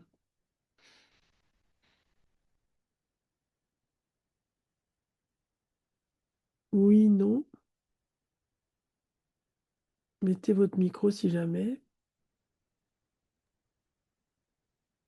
Ah, il y a... Oui. Ah ben voilà Gaëlle qui est sur la poutre, qui Non, participe. c'est Saba, là. J'en Ah, ai trois chattes. ah, ok. Gali, elle est dehors entre-temps. Ok. Bon, ça va Non, participer. la question, c'était combien il y a de personnes au sein d'une même formation en même temps, à peu près? Alors, vous êtes des petits groupes de 12, 15, 20. D'accord. Et en fait, ça n'a aucun impact sur vous parce que vous êtes devant, vous avez chacun votre, vous entrez dans un système qui s'appelle système IO, qui est un système de formation. Donc là, vous êtes totalement en individuel. Et puis, dans les lives, en fait, vient qui veut. Les lives ne sont pas obligatoires. Il y a toujours des replays, des lives. Et puis, les gens viennent poser leurs questions. Et les gens qui posent des questions dans le forum parce qu'ils ne peuvent pas être en live, je réponds dans le cadre du live. En fait, on pourrait même être 3000 que ça dérangerait pas, genre, dans le sens où il n'y a pas d'impact au niveau de l'apprentissage comme il pourrait y avoir si on était dans une salle en présentiel avec 200 personnes. Et les binômes changent au cours Oui, du parcours? oui, c'est obligatoire d'ailleurs. Oui, vous D'accord. changez de binôme. Vous avez même le droit d'avoir des binômes hors votre clan, votre tribu, celle avec le groupe avec lequel vous commencez. Vous Mm. pouvez, au bout de quelques temps, aller faire d'autres exercices parce que par exemple, si vous avez envie de vous exercer beaucoup avec plein d'animaux, eh ben, suivant comment votre binôme il n'est pas au même rythme que vous, mais comme il y a des groupes WhatsApp qui sont organisés et où il y a des échanges d'animaux, au lieu de se retrouver sur un forum lambda sur Facebook où vous parlez avec des animaux dont vous n'avez jamais le feedback, vous savez même pas qui, et où franchement, voilà, je trouve pas très éthique hein, comme système de fonctionnement. Là, vous êtes dans le cadre d'un groupe de gens qui suivent Murmure. Il y a une éthique et une déontologie et vous pouvez aller travailler avec le chat de Suzanne qui, elle, a commencé Mm. Murmure il y a 3 mois, par exemple. Donc, D'accord. c'est plutôt Après, bon, les gens, pas la quantité de personnes. après, c'est vrai que sur la deuxième option, là, sur le premium, ça va être un peu compliqué, par exemple, de se libérer 3 heures de suite, c'est beaucoup. C'est toujours le dimanche. C'est toujours le dimanche. Tous les lives sont le dimanche. Ils sont de 17 à 19 heures, heure de Paris, pour celles qui sont pas sur le réseau Ouais. Paris. Donc c'est 17 à 19 heures le dimanche pour les lives questions-réponses du type de ce qu'on a fait ce soir. Et puis c'est 17 h 20 h pour les lives qui sont autour des exercices pratiques. Et puis si vous ne pouvez pas venir une fois, bah, vous refaites les exercices pratiques avec le replay parce que D'accord. l'organisation de ce cours en direct avec des exercices en pratique est fait pour que quand vous visionnez, vous mettez sur pause, vous faites votre exercice, puis après vous revenez. D'accord, ok. Oui. On peut le faire en replay si on n'est pas disponible le Oui, jour tout à J. fait. C'est plus D'accord, ok. sympa de le faire en direct parce que du coup, vous posez vos questions, vous Oui, oui, essayez de oui. comprendre. Moi aussi, je vais dans les groupes parce que vous travaillez aussi 2 par 2 ou 3 par 3 dans certains exercices. Puis moi, je vais visiter les groupes. Après, il y a un rapporteur du groupe qui explique ce qui s'est passé. Puis je peux donner des explications parfois théoriques sur ah, bah, pourquoi ça a coincé. Voilà. D'accord, ok. Mais tout le monde n'arrive pas à suivre parce que ça veut dire quand même 12 rencontres sur 6 mois. Sachant Oui, que ça vous fait pouvez beaucoup. potentiellement faire 12 mois, bah, ça peut faire 4 rencontres. D'accord, ok. Alors, il y en a Merci. qui suivent, il y en a qui sont assidus, ils suivent toutes, puis d'autres, bah, ils viennent quand ils peuvent. Moi, je trouve que Voilà. c'est plus facile de programmer, comme vous avez les horaires depuis le départ, ils sont d'ailleurs inscrits sur Internet, c'est plus facile de programmer, d'agender au fait dès le départ en essayant de se donner les moyens d'y être, que de dire on verra bien si je peux y aller ou pas. Parce que après, il faut agender 2 heures où vous êtes seul devant votre écran à faire vos exercices ou à écouter une conférence.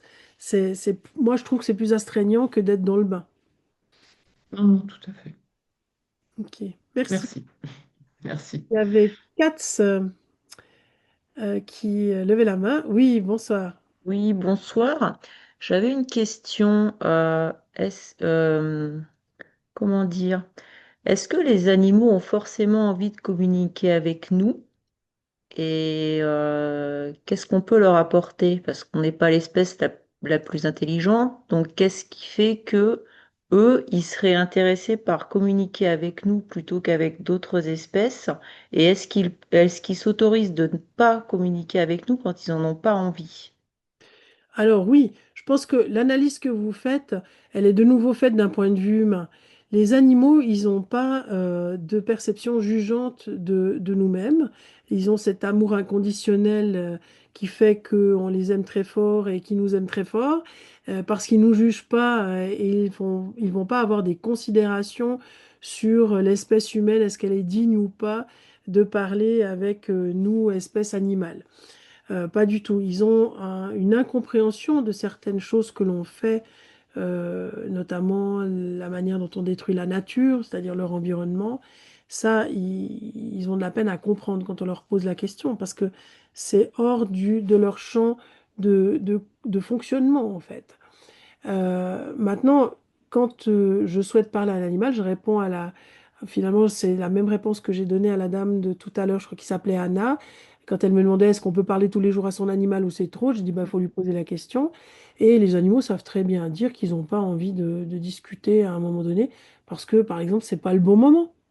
Parce qu'ils ont pas, soit parce qu'ils dorment, soit parce ils ont une activité, mais ça, ils nous le disent très très bien. Et pour les animaux sauvages, c'est exactement la même chose. Ils peuvent même faire fi de nous parce qu'ils n'ont pas il y a des animaux qui n'ont pas un intérêt à échanger avec nous. Mais comme les humains, j'ai envie de dire, il y a des humains, ils n'ont pas un intérêt à vouloir, et vous n'avez pas un intérêt à vouloir échanger avec tout le monde dans un bus. Donc, pour les animaux, c'est la même chose. D'accord.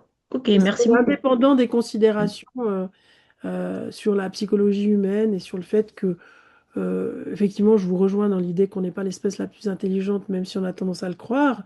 On est surtout peut-être l'espèce qui a développé une certaine forme d'intelligence et qui devrait s'intéresser plus à toutes les autres formes d'intelligence extraordinaires qui existent dans la nature. C'est ça, en fait, c'est parce que comme je pense qu'ils ont une très très forte évolution et qu'ils ont une très très forte empathie, euh, moi j'ai un petit peu peur aussi de les gêner sur ce côté-là, qu'ils se sentent un peu obligés de devoir nous accompagner sur certains points ou de devoir répondre. Et ça, c'est pas forcément le cas. Non. Et puis moi, D'accord. j'ai une conviction déjà, c'est que je pense que comme nous venons faire une expérience sur cette terre, les animaux viennent faire la leur aussi. Et qu'en fait, quand un animal choisit d'être plutôt un chat domestique que un tigre perdu dans sa forêt en Inde, eh ben, il vient faire aussi l'expérience de la relation à l'humain, forcément.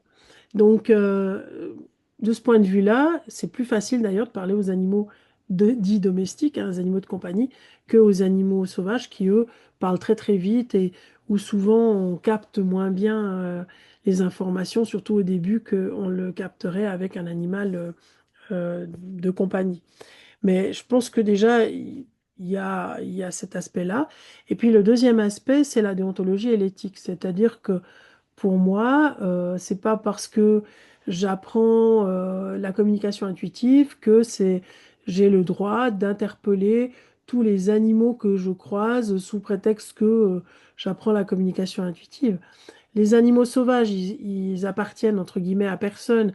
Donc, et eux, ils vont vous dire s'ils veulent vous parler ou pas. Mais par exemple, les animaux domestiques, j'entends souvent des participants à mes stages qui me disent, ah oui, non, mais moi, j'ai appris à communiquer. Puis maintenant, dès que je croise un chien dans la rue, je lui demande comment il va, etc. Et pour moi, ça, c'est pas OK parce que déjà, l'animal, il est sous la responsabilité de quelqu'un. Ce quelqu'un, il n'a pas fait de demande. La communication animale intuitive, c'est une relation d'aide, c'est une forme de relation d'aide. Les gens qui sont en difficulté avec leur animal font appel à un communicateur animalier dans 99% du temps. Il y a 1% de gens qui font appel à un interprète animalier pour savoir comment tout va bien chez eux. Mais la plupart du temps, on fait appel à nos services parce qu'il y a un problème. Mais il faut qu'il y ait une demande réelle. Et surtout, cette demande, elle doit venir de l'humain qui a la responsabilité pour pouvoir faire changer des choses chez l'animal. Si je m'adresse à un animal lambda et qu'en fait, je ne suis pas dans je suis pas mandatée par le propriétaire, maître, gardien de l'animal, et que l'animal me confie que, par exemple, il va pas bien parce que, je sais pas, je prends l'exemple d'un cheval qui est pas bien dans son box, parce que ce box, il n'a pas une vue qui lui convient et que ça le stresse parce qu'il y a beaucoup de bruit derrière les murs de ce box, parce que c'est là qu'on stocke des marchandises, puis lui, quand il est là, bah, ça l'effraie et qu'il n'est pas confortable. Je fais quoi avec cette information? Je vais aller frapper sur l'épaule de la cavalière en lui disant, j'ai parlé avec ton animal et il m'a dit que, et ça c'est vraiment très très contre-productif parce que si je fais ça, je risque juste de braquer l'humain qui me dira mais je t'ai rien demandé et puis de quel droit tu vas parler avec mon animal et puis en fait je vais laisser l'animal pantois, lui il avait la possibilité d'exprimer quelque chose, il nous a fait confiance en pensant que nous on aurait le pouvoir d'expliquer à l'humain de changer ces choses-là. Et ce pouvoir, on ne l'a pas parce qu'il ne nous a pas été donné. C'est pour ça que la démocratisation de la communication animale, c'est à double tranchant. D'un côté, je trouve ça extraordinaire parce que ça ouvre les consciences au fait que le vivant, de nouveau, je vais beaucoup plus loin hein, que le monde animal, parce que ça ne m'intéresse pas de vraiment focaliser que sur les animaux, mais le vivant, la nature en général, tout est vivant et tout a une intelligence et une conscience, et il est temps qu'on contacte ces consciences-là. Mais l'autre malheureusement, partie verso de la carte de la démocratisation de la communication intuitive, c'est malheureusement le fait que les gens ont peu d'enseignements au niveau de l'éthique et la déontologie et se permettent de faire tout et n'importe quoi au détriment des animaux. Parce qu'encore une fois, celui qui va payer l'addition, au final, le fameux cheval avec qui j'ai été discuté, qui raconte le box lui convient pas, bah c'est le cheval. Parce que lui, il s'est confié, il nous a fait confiance. Et puis, on n'a rien changé dans sa vie parce qu'on n'a pas fait les choses dans le bon ordre. Mm. Donc voilà. Ok, merci beaucoup. Merci. Bien, bah écoutez, moi, je vous remercie d'être si actif ce soir et je vous remercie pour les questions qui étaient vraiment passionnantes et j'espère qu'elles vous ont plu aussi ces questions et cet échange. Je vais redonner des lives dans ces prochains mois. Je ne sais pas encore quand. Je suis en tout cas à disposition si vous avez éventuellement encore des questions par rapport au programme Murmure des âmes ou que vous hésitez pour une raison XY, envoyez-moi un petit mail. Vous trouvez mon mail sous www.écolelaconscience.com. Regardez quand même bien les vidéos parce que j'ai pris du temps pour essayer de tout mettre sur la partie Murmure des âmes et le descriptif de Murmure des âmes.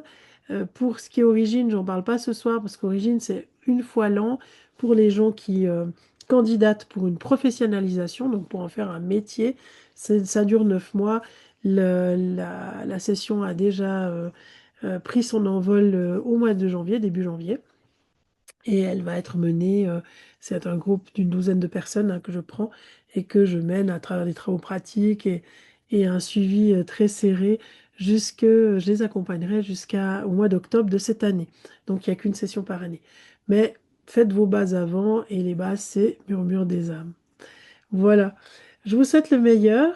Merci pour votre intérêt pour la com animale, le monde animal, minéral, végétal et les esprits de la nature. Vous avez compris que le vivant, c'était important et fondamental pour les animaux aussi. Et puis au plaisir de vous revoir, peut-être à l'occasion d'un prochain live. Bonne soirée, salut! Effectivement, ne partez pas puisque je vous avais promis dans ce live une petite surprise. La voici, cette surprise. Ce sont des exercices intuitifs que j'ai préparés pour vous et que je vous invite à faire. Vous pouvez mettre sur pause et aller à votre rythme à tout moment. Pour ça, installez-vous confortablement dans un fauteuil, si possible avec une table devant vous pour que vous puissiez écrire. Il vous faut de quoi noter, un stylo, des feutres, un crayon, une plume et des feuilles blanches. Prenez plutôt des notes manuelles plutôt que de vouloir faire des choses sur votre ordinateur. Comme ça, vous allez pouvoir vous consacrer pleinement à ces exercices. Une fois que vous serez installé confortablement, n'oubliez pas de signifier aux personnes et aux animaux qui vivent avec vous que vous avez besoin de 20 minutes à peu près, une demi-heure au maximum, de tranquillité où vous n'êtes pas dérangé parce que ça va vous demander quand même une certaine concentration, ces exercices. L'objectif de cette soirée et de ces exercices intuitifs, c'est de vous permettre de découvrir, de vérifier comment vous vous sentez, hein, comment nous nous sentons physiquement, mentalement, exercice que vous pourrez reproduire à l'envie chez vous. Considérez toutes les émotions comme neutres pour pouvoir les accueillir. Acceptez que certaines émotions peuvent vous paraître négatives, mais en fait les émotions, elles sont simplement là, elles nous arrivent pour nous donner une impulsion, pour passer à l'action. Laissez derrière soi ce dont on n'a pas besoin pour le moment. Alors vous pourrez toujours le reprendre à la fin des exercices, pas de souci, ou bien le laisser aller complètement. Et apprendre à être présent à soi-même tout au long des exercices. Je vais vous inviter maintenant à regarder autour de vous et à saisir le premier objet qui se trouve autour de vous. Vous n'avez pas besoin de courir dans tout votre appartement. Un objet que vous pouvez tenir facilement dans votre main. Là, je vous donne l'exemple d'une tasse. Ça peut être n'importe quoi qui tienne dans la main. Très bien. Une fois que vous l'avez, on va passer à la phase suivante. Je vais vous inviter à faire un check-up tout en tenant l'objet dans votre main. Un check-up de votre corps, de votre esprit, des sentiments qui vous habitent, en prenant 1 minute à chaque fois pour remarquer ce qui se passe à l'intérieur de vous. Vous voudrez peut-être fermer les yeux, c'est ok pour moi, c'est souvent plus facile de fermer les yeux, et là, si vous n'êtes pas dérangé, que vous sentez en sécurité, faites-le sans autre. Le but est de s'asseoir confortablement pendant l'exercice, donc là encore, ajustez votre position, et d'être présent à l'exercice. Si vous êtes d'accord, tenez l'objet dans vos mains, fermez vos yeux et avançons ensemble. Tout en tenant l'objet dans vos mains, considérez ce que vous ressentez. Vous observez, vous n'émettez pas d'avis là-dessus, vous considérez, vous observez ce que vous ressentez maintenant physiquement. Observez votre corps, notez les sensations physiques. Peut-être que vous êtes fatigué, ou au contraire, peut-être vous êtes plein ou pleine d'énergie. Peut-être que vous avez quelques courbatures ou douleurs. Je vous laisse faire un peu le tour, toujours en tenant votre objet dans la main. Ça peut être la main droite ou gauche, peu importe. Mais observez votre corps. Observez ce qu'il vous raconte. Observez les zones que vous ressentez et celles que vous ressentez moins.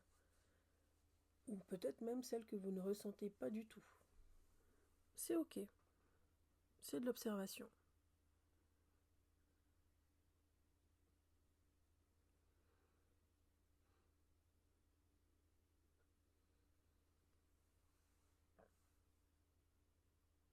Notez dans votre esprit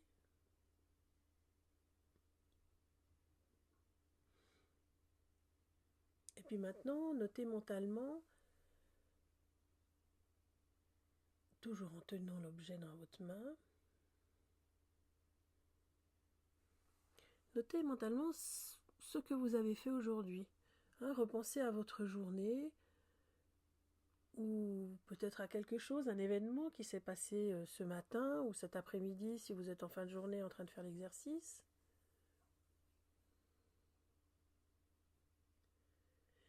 Et si vous êtes sceptique par rapport à l'exercice, pas de problème, pensez au fait que vous êtes sceptique.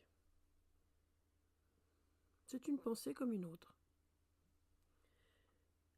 Pensez à vos pensées.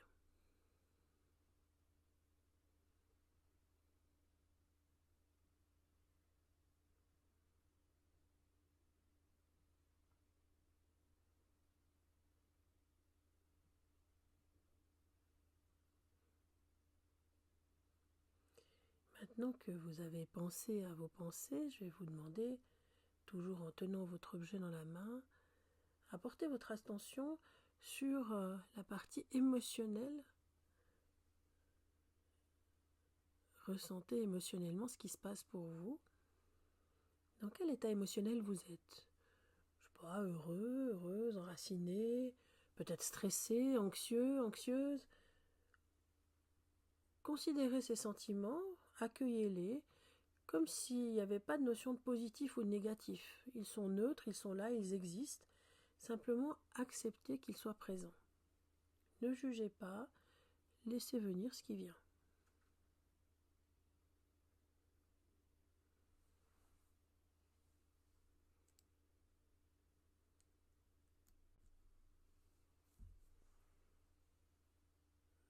Très bien.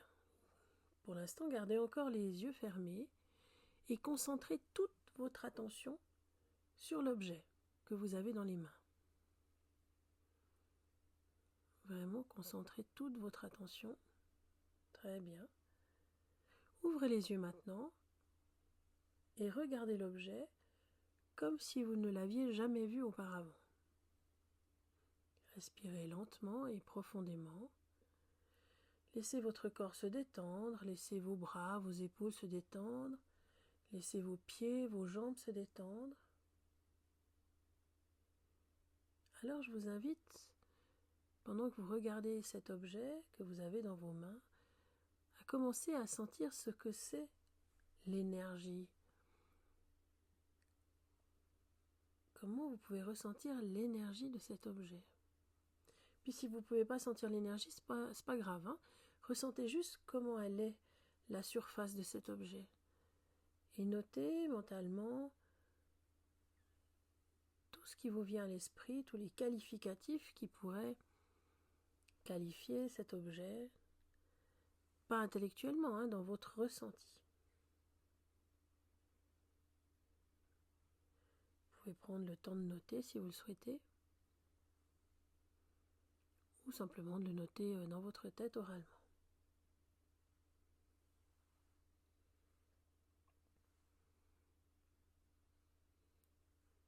Cet exercice vous a permis de vous concentrer sur votre physique, sur votre ressenti physique, sur vos pensées, hein, la partie mentale, et sur la partie émotionnelle.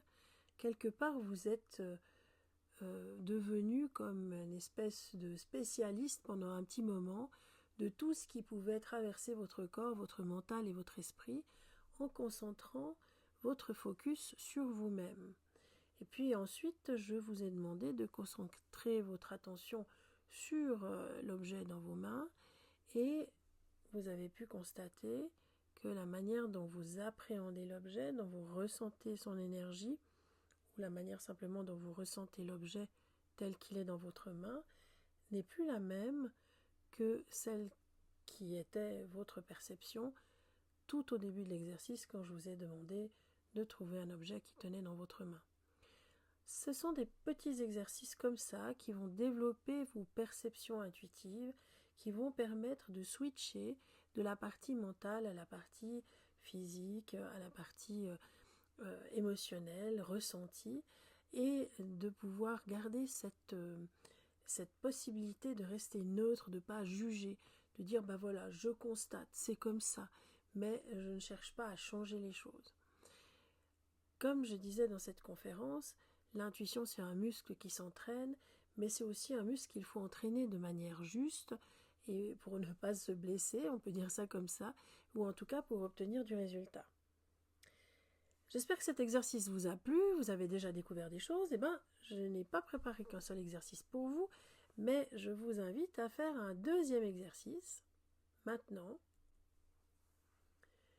que j'ai appelé l'exercice du futur plausible.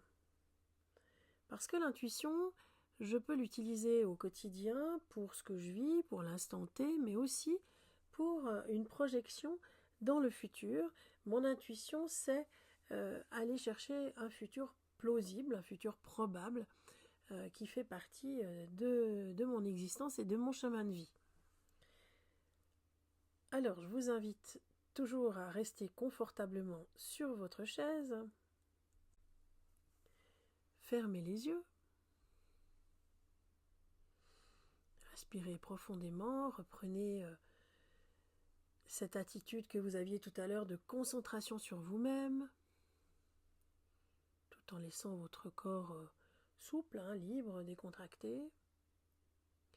Et maintenant, je vous invite à vous imaginer dans 3 mois, dans une journée ordinaire. Alors, commencez pas à calculer, oui, dans 3 mois, ça fait telle date, etc. Ça, c'est votre mental qui travaille. Juste là, maintenant, imaginez-vous, projetez-vous. Vous pouvez vous voir en train d'évoluer dans 3 mois, dans une journée ordinaire. Vous pouvez même décider quelle journée c'est, et vous pouvez même donner un jour précis. Vous chercherez à quelle date correspond le dans 3 mois, mais vous pouvez déjà choisir le jour, et vous pouvez émettre l'intention de savoir et de pouvoir vous voir évoluer dans une journée ordinaire le 3, je sais pas, avril 2000 et quelques. Donc, l'idée, c'est d'inviter votre intuition à vous amener dans un futur plausible. Alors maintenant que vous avez émis cette intention, regardez, observez où vous êtes, tout en détail. Quel est le premier détail visuel que vous avez eu? Mais aussi, quel est le sentiment qui domine?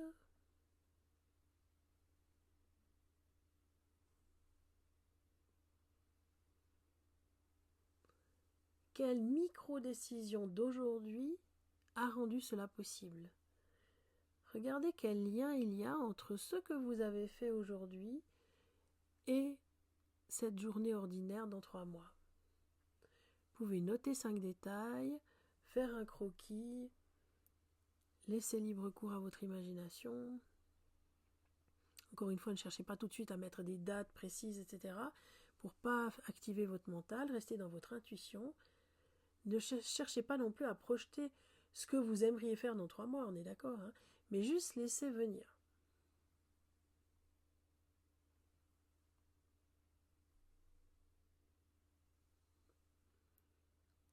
C'est parfait.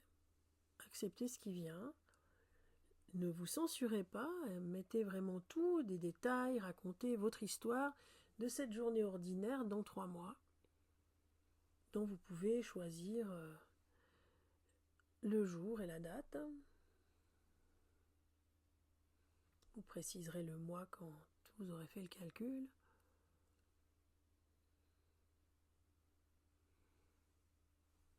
Et donc vous pouvez mettre sur pause si vous voulez, prendre tout le temps qu'il vous faut pour faire cet exercice. Et une fois que vous l'aurez terminé, cherchez à quelle date et quel mois ça correspond, puisque vous avez déjà normalement une date. Ça vous donnera le jour si vous avez décidé le 8 d'un mois X, et ben vous aurez le 8 dans 3 mois. Vous saurez si c'est un lundi, mardi, dimanche ou mercredi, et de quel mois c'est, et de quelle année. Et c'est un exercice que vous pouvez faire et refaire à l'envie, hein. C'est au fait un exercice de projection intuitive dans le futur, parce que nous avons accès, notre intuition a accès à tous les futurs probables qui vont croiser notre route. À nous de décider lequel est le plus, pas forcément confortable d'ailleurs, le plus évolutif pour nous.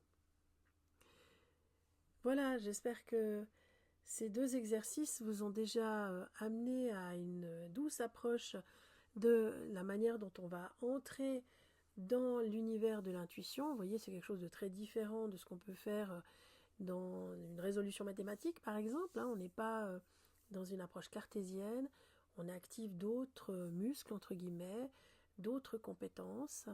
Et si cet exercice vous a plu, si ces 2 exercices vous ont intéressé, comme je vous ai dit, vous pouvez les répéter à l'envi. C'est une bonne gymnastique intuitive. Et moi, je vous retrouve peut-être sur Murmure. En tout cas, ce serait avec grand plaisir que je vous accueille ces 6 mois de formation pendant lesquels vous aurez l'occasion de faire plein d'exercices de ce type-là et beaucoup d'autres encore qui vont vous permettre de développer vos facultés intuitives, donc la communication intuitive avec le monde animal, minéral, végétal et les esprits de la nature. Bons exercices et à bientôt!